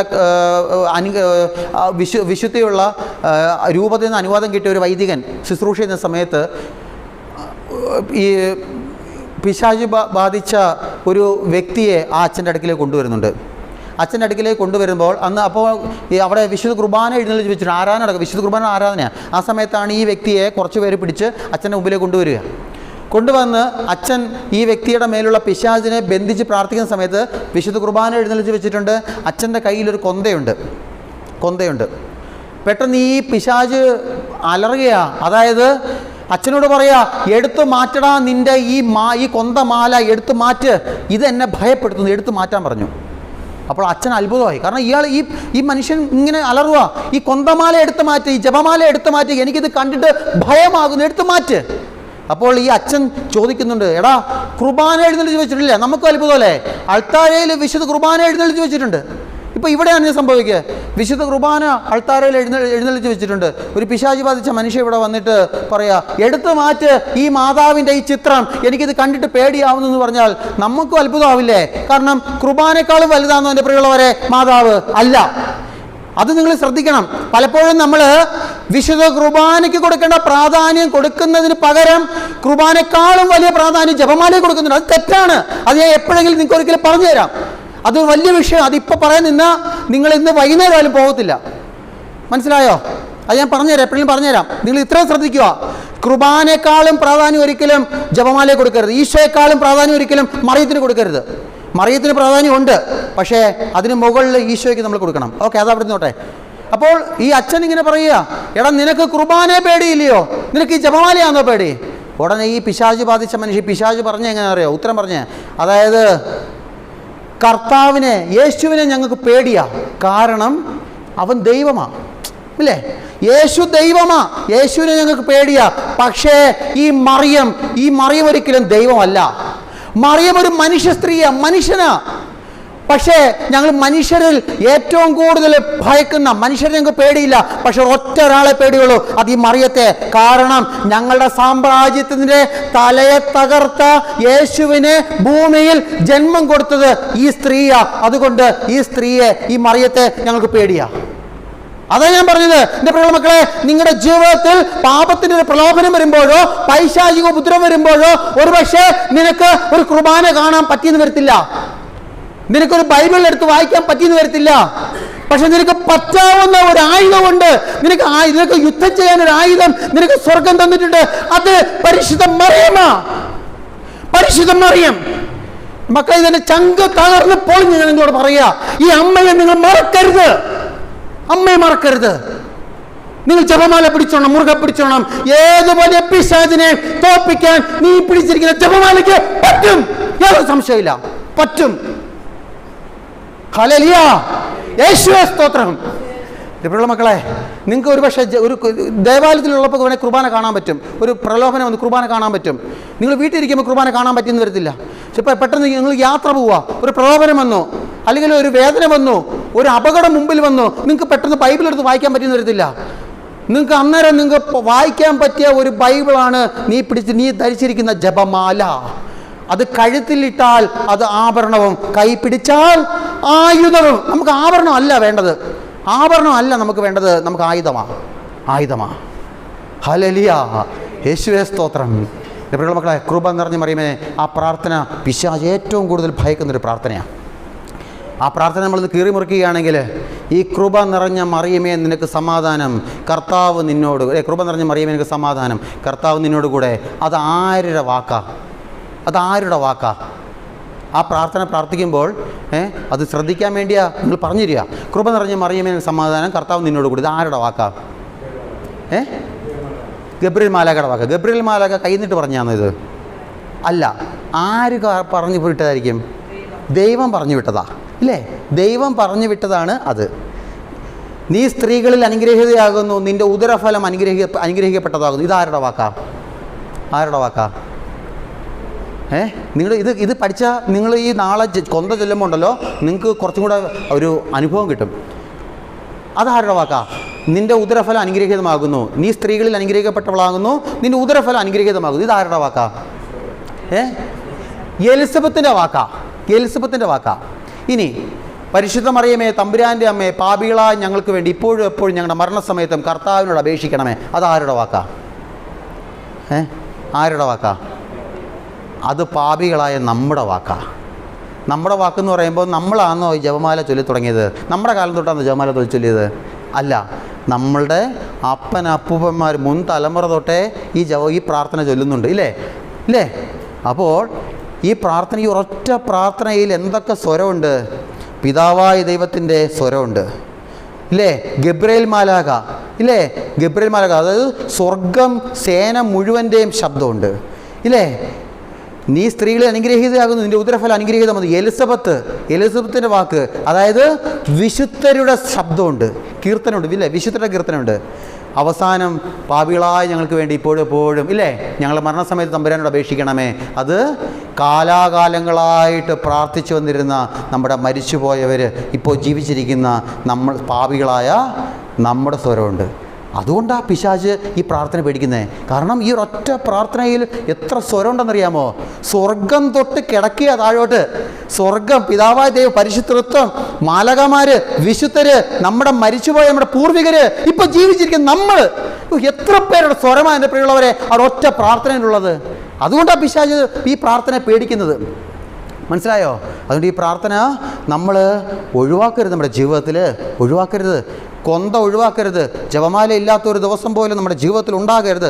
നടക്കുമ്പോഴും യാത്ര ചെയ്യുമ്പോഴും ഒക്കെ എൻ്റെ പ്രിയമുള്ളവരെ ജപമാല ചൊല്ലി പോകാൻ പറ്റണം. അതുകൊണ്ട് എൻ്റെ അടുത്ത് കുമ്പസാരിക്കാൻ വരുന്ന പ്രായമായ അപ്പച്ചമാരോട് അമ്മച്ചിമാരോട് ഞാൻ പറയും, അമ്മച്ചി സമയം കിട്ടുമ്പോഴൊക്കെ ഉണ്ടല്ലോ, വെറുതെ വീട്ടിലിരിക്കുമ്പോഴൊക്കെ കൊന്ത ചൊല്ലാൻ പറയും. അവർക്കൊരു പക്ഷേ കണ്ണൊന്നും കാണാൻ പറ്റുന്ന വരത്തില്ല, അല്ലെങ്കിൽ ബൈബിൾ വായിക്കാൻ പറ്റുന്ന വരത്തില്ല, പക്ഷേ കൊന്ത ചൊല്ലാൻ കാഴ്ച വേണമെന്നില്ല. കാരണം ഈ പ്രാർത്ഥന ഉള്ളിലുണ്ട്, ഇല്ലേ? അതാ പറയുന്നത്. കൊന്ത ഇങ്ങനെ യാത്ര ചെയ്യുമ്പോഴൊക്കെ കൊന്ത ചൊല്ലണം പ്രിയമുള്ളവരെ, കൊന്ത ചൊല്ലണം. നമുക്ക് ഒരാപത്തും സംഭവിക്കില്ല. ഞാൻ എൻ്റെ ഒരു അനുഭവം പറയട്ടെ. റോസ്മലയ്ക്ക് പോകുമ്പോൾ എൻ്റെ അടുത്ത് പലരും പറഞ്ഞു, അച്ഛാ റോസ്മലയ്ക്ക് പോകുമ്പോൾ കാട്ടുപോത്തിനെ കണ്ട, എനിക്കറിയില്ല നിങ്ങൾ കാട്ടുപോത്തിനെ കണ്ട അച്ഛൻ തിരിച്ചോണം, കാട്ടുപോത്ത് അച്ഛനെ പിടിക്കും. എനിക്കാണോ കാട്ടുപോത്ത് നമ്മളെ ആക്രമിക്കും? എനിക്കറിയില്ല. പക്ഷെ ആനയെ കണ്ട അച്ഛൻ പേടിക്കേണ്ട, വണ്ടി നിർത്തിയാൽ മതി, ആന കുറച്ച് കഴിയുമ്പോൾ പൊയ്ക്കോളും അല്ലേ. ഇങ്ങനെയൊക്കെ എൻ്റെ അടുത്ത് ഒരുപാട് പേര് പറഞ്ഞു. എൻ്റെ പ്രിയമുള്ളവരെ, ഞാൻ ഉള്ളത് പറയട്ടെ, പേടിച്ചാൽ ഞാൻ ഇവിടുന്ന് പോന്നെങ്കിലും ഈ വണ്ടി ഇവിടെ നിന്ന് ഇറങ്ങുമ്പോഴേ എൻ്റെ കൊന്ത തുടങ്ങും. റോസ്മല ചെല്ലുമ്പോൾ കൊന്ത ഒരു രഹസ്യം, അതായത് സന്തോഷ ദിവ്യരഹസ്യം റോസ്മല എത്തുമ്പോൾ തീരും. തിരിച്ച് അവിടുത്തെ കുർബാന കഴിഞ്ഞ് പ്രകാശം ചൊല്ലിക്കൊണ്ട് ഇങ്ങോട്ട് വരും. ഇവിടെ എത്തുമ്പം പ്രകാശം ദിവ്യരഹസ്യം തീരും. ഞാനൊരു കാര്യം പറയട്ടെ, ഞാൻ 5 മാസം ഇവിടെ 5 മാസമായില്ലേ, ഇന്ന് വരെ ഞാനൊരു പൂച്ചക്കുഞ്ഞിനെ പോലും ഞാൻ കണ്ടിട്ടില്ല. സത്യം, ഒരു പൂച്ചക്കുഞ്ഞിനെ പോലും ഞാൻ കണ്ടിട്ടില്ല റോസ്മലയ്ക്ക് പോകുന്ന വഴിക്ക്. ഇടയ്ക്ക് കിളികളുടെയൊക്കെ കളകള സ്വരം കേൾക്കാം, അത്രേ ഉള്ളൂ. ഒന്നിനും കണ്ടിട്ടില്ല. അത് ഞാൻ വിശ്വസിക്കുന്നത് ഈ അമ്മ കൂടെ ഉള്ളതുകൊണ്ടാണ്. അമ്മ സംരക്ഷിക്കും നമ്മളെ. കൊന്ത ചൊല്ലി പോകാമോ? നമുക്ക് ഇല്ല. വണ്ടി ഓടിച്ചുകൊണ്ട് പോകുമ്പോൾ എനിക്ക് കുർബാന ചൊല്ലാൻ പറ്റുമോ? ഇല്ല. പക്ഷേ വണ്ടി ഓടിച്ച് പോയാലും എനിക്ക് കൊന്ത ചൊല്ലാം. ഹല്ലേലൂയ, യേശുവേ സ്തോത്രം. അതാ പറയുന്നത്, കൊന്ത ചൊല്ലിക്കൊണ്ട് പോകണം പ്രിയമുള്ളവരെ. കൃപ നിറഞ്ഞ മറിയമേ നിനക്ക് സമാധാനം. ആ ഒരു പ്രാർത്ഥന ഒരു കാര്യം കൂടെ പറഞ്ഞു നിർത്താം. ഈ കൃപ മറിയത്തിലുള്ളത് കൊണ്ടാണ് ലോകം ഒരിക്കലും പ്രതീക്ഷിക്കാത്ത ഒരു അത്ഭുതം മറിയത്തിൽ സംഭവിച്ചത്. അതായത് നിങ്ങൾ ചിന്തിച്ചു, കന്യകയായ ഒരു പെൺകുട്ടി ഗർഭം ധരിച്ചു എന്ന് പറഞ്ഞാൽ എങ്ങനെ വിശ്വസിക്കും? നിങ്ങൾ ശ്രദ്ധിക്കണം. ഇത് ഞാൻ പറയും, ഇതൊരു ശാസ്ത്രം, സയൻസ് കൂടെ പറഞ്ഞു നിർത്താം, നിങ്ങൾക്ക് ഇഷ്ടമുള്ള വിഷയമുണ്ട. അതായത് ലോകത്തിൽ നമുക്കറിയാം, ഒരു പെൺകുട്ടി പുരുഷ സഹായമില്ലാതെ ഒരിക്കലും ഒരു പെൺകുട്ടിക്ക് ഗർഭം ധരിക്കാൻ പറ്റില്ല. നമുക്ക് എല്ലാവർക്കും അറിയാവുന്ന കാര്യമാണ്, അത് വാസ്തവമാണ്. എന്നാൽ ലോകത്തിൽ പുരുഷ സഹായമില്ലാതെ ഗർഭം ധരിച്ച പെൺകുട്ടികളുടെ 7 കേസുകൾ ലോകത്തിൽ റിപ്പോർട്ട് ചെയ്തിട്ടുണ്ട്. മനസ്സിലായോ? ഇതൊരു സയൻസാണ്. പുരുഷനില്ലാതെ ഒരിക്കലും ഒരു സ്ത്രീക്ക് ഗർഭിണിയാകാൻ പറ്റില്ല. പക്ഷേ പുരുഷ സഹായമില്ലാതെ 7 പെൺകുട്ടികൾ ഗർഭം ധരിച്ച 7 കേസുകൾ ലോകത്തിൽ റിപ്പോർട്ട് ചെയ്തിട്ടുണ്ട്. ഇത് ഞാൻ ഒരിക്കലും ഒരു അച്ഛൻ്റെ പ്രസംഗത്തിലാണ് ഇത് കേട്ടത്. പക്ഷേ എൻ്റെ അഹങ്കാരവും തലക്കനവും എൻ്റെ വലിയ ബുദ്ധി സാമർഥ്യം കൊണ്ട് ഞാനിത് തള്ളിക്കളഞ്ഞു. ഞാൻ വിശ്വസിച്ചില്ല, ഞാൻ തള്ളിക്കളഞ്ഞു. അങ്ങനെ ഇരിക്കുമ്പോഴാണ് ദൈവത്തിൻ്റെ ഇടപെടൽ നോക്കണം പ്രിയമുള്ളവരെ. അങ്ങനെ ഇരിക്കുമ്പോഴാണ് ഒരിക്കൽ നമ്മുടെ കത്തോലിക്ക സഭയുടെ തന്നെ ഒരു ഔദ്യോഗിക യൂട്യൂബ് ചാനൽ, ഈ ഷെക്കീന അല്ലെങ്കിൽ ഗുഡ്നസ് അല്ലെങ്കിൽ ഈ അങ്ങനെ ചാനലുണ്ടല്ലോ, ഷാലോം TV, ഇതേപോലെ ഒരു യൂട്യൂബ് ചാനലിൽ ഒരു വീഡിയോയിൽ ഇതേ സംഭവം വന്നു. കത്തോലിക്ക സഭയുടെ ഒരു ഔദ്യോഗിക യൂട്യൂബ് ചാനൽ ഇത് വരണമെങ്കിൽ സഭ ഒരിക്കലും തെറ്റ് പഠിപ്പിക്കത്തില്ല, ഇല്ലേ? ഇത് വരണമെങ്കിൽ ഇതിൽ സത്യമുള്ളതുകൊണ്ട് ഇതേ സംഭവം വന്നു. അതുകൊണ്ടാണ് ഞാനിത് അതിനുശേഷമാണ് ഞാനിത് വചന ശുശ്രൂഷയിൽ പറയാൻ തുടങ്ങിയത്. അങ്ങനെ 7 കേസുകൾ റിപ്പോർട്ട് ചെയ്തിട്ടുണ്ട്. ഈ 7 കേസുകൾ ശാസ്ത്രജ്ഞർ പരിശോധിച്ചപ്പോൾ അതിൽ 3 കേസ് തെറ്റാണ്, ഫേക്കാണ്. ബാക്കി 4 എണ്ണം ശരിയാണ്. 4 എണ്ണം, ആ 4ലും 4 പെൺകുട്ടികൾ ഗർഭം ധരിച്ചത് പുരുഷ സഹായമില്ലാതെ അവർക്ക് എന്തോ അവരുടെ ശരീരത്തിലുണ്ടായ എന്തോ ഒരു മാറ്റം കാരണം അവർ ഗർഭം ധരിച്ചു.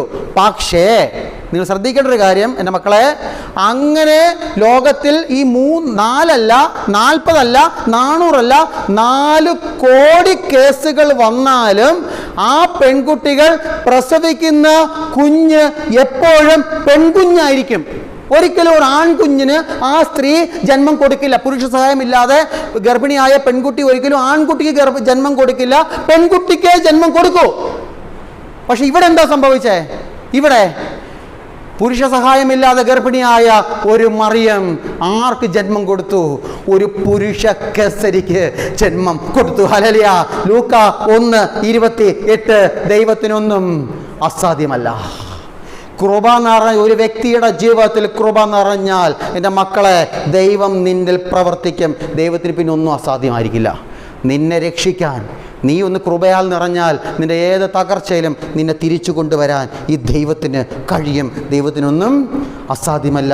ദൈവത്തിനൊന്നും അസാധ്യമല്ല. ഇവിടെയുള്ളവരെ, നമുക്കൊരു നല്ലൊരു വചനമുണ്ട്. അതായത് ജെറമ്യ 32:27 എടുക്കാമോ? ജെറമ്യ 32:27. ഈ വചനം പറഞ്ഞു നമ്മൾ നിർത്തുക. സന്തോഷമായില്ല, നിർത്തുക. ഞാൻ സകല മർത്യരുടെയും ദൈവമായ കർത്താവാണ്. എനിക്ക് അസാധ്യമായിട്ട് എന്തെങ്കിലും ഉണ്ടോ ക്രിസ്ത്യാനി? ദൈവത്തിന് അസാധ്യമായിട്ട് ഒന്നുമില്ല. വിശ്വസിക്കുക. നമുക്ക് എഴുന്നേൽക്കാം. അതുകൊണ്ട് നമുക്ക് വിശ്വാസത്തോടു കൂടെ ഈ പ്രാർത്ഥന ചൊല്ലാം. പിശാച് ഭയക്കുന്ന പ്രാർത്ഥന, മറിയത്തിലൂടെ സ്വർഗം എനിക്കും നിനക്കും തന്ന, ഈ ലോകം മുഴുവനും തന്ന പ്രാർത്ഥന നമുക്കെല്ലാവർക്കും കരങ്ങൾ രണ്ടും നീട്ടിപ്പിടിച്ചുകൊണ്ട് ചൊല്ലാം. കൃപ നിറഞ്ഞ മറിയമേ, നിനക്ക് സമാധാനം, കർത്താവിനോടുകൂടെ നീ സ്ത്രീകളിൽ അനുഗ്രഹിക്കപ്പെട്ടവളാകുന്നു. നിന്റെ ഉദരഫലമായ നമ്മുടെ കർത്താവ് യേശു മിശിഹ വാഴ്ത്തപ്പെട്ടവനാകുന്നു. പരിശുദ്ധ മറിയമേ, തമ്പുരാൻ്റെ അമ്മേ, പാപികളായ ഞങ്ങൾക്ക് വേണ്ടി ഇപ്പോഴും എപ്പോഴും ഞങ്ങളുടെ മരണസമയത്തും തമ്പുരാനോട് അപേക്ഷിക്കണമേ. പിതാവിനും പുത്രനും പരിശുദ്ധ റൂഹായ്ക്കും സ്തുതി.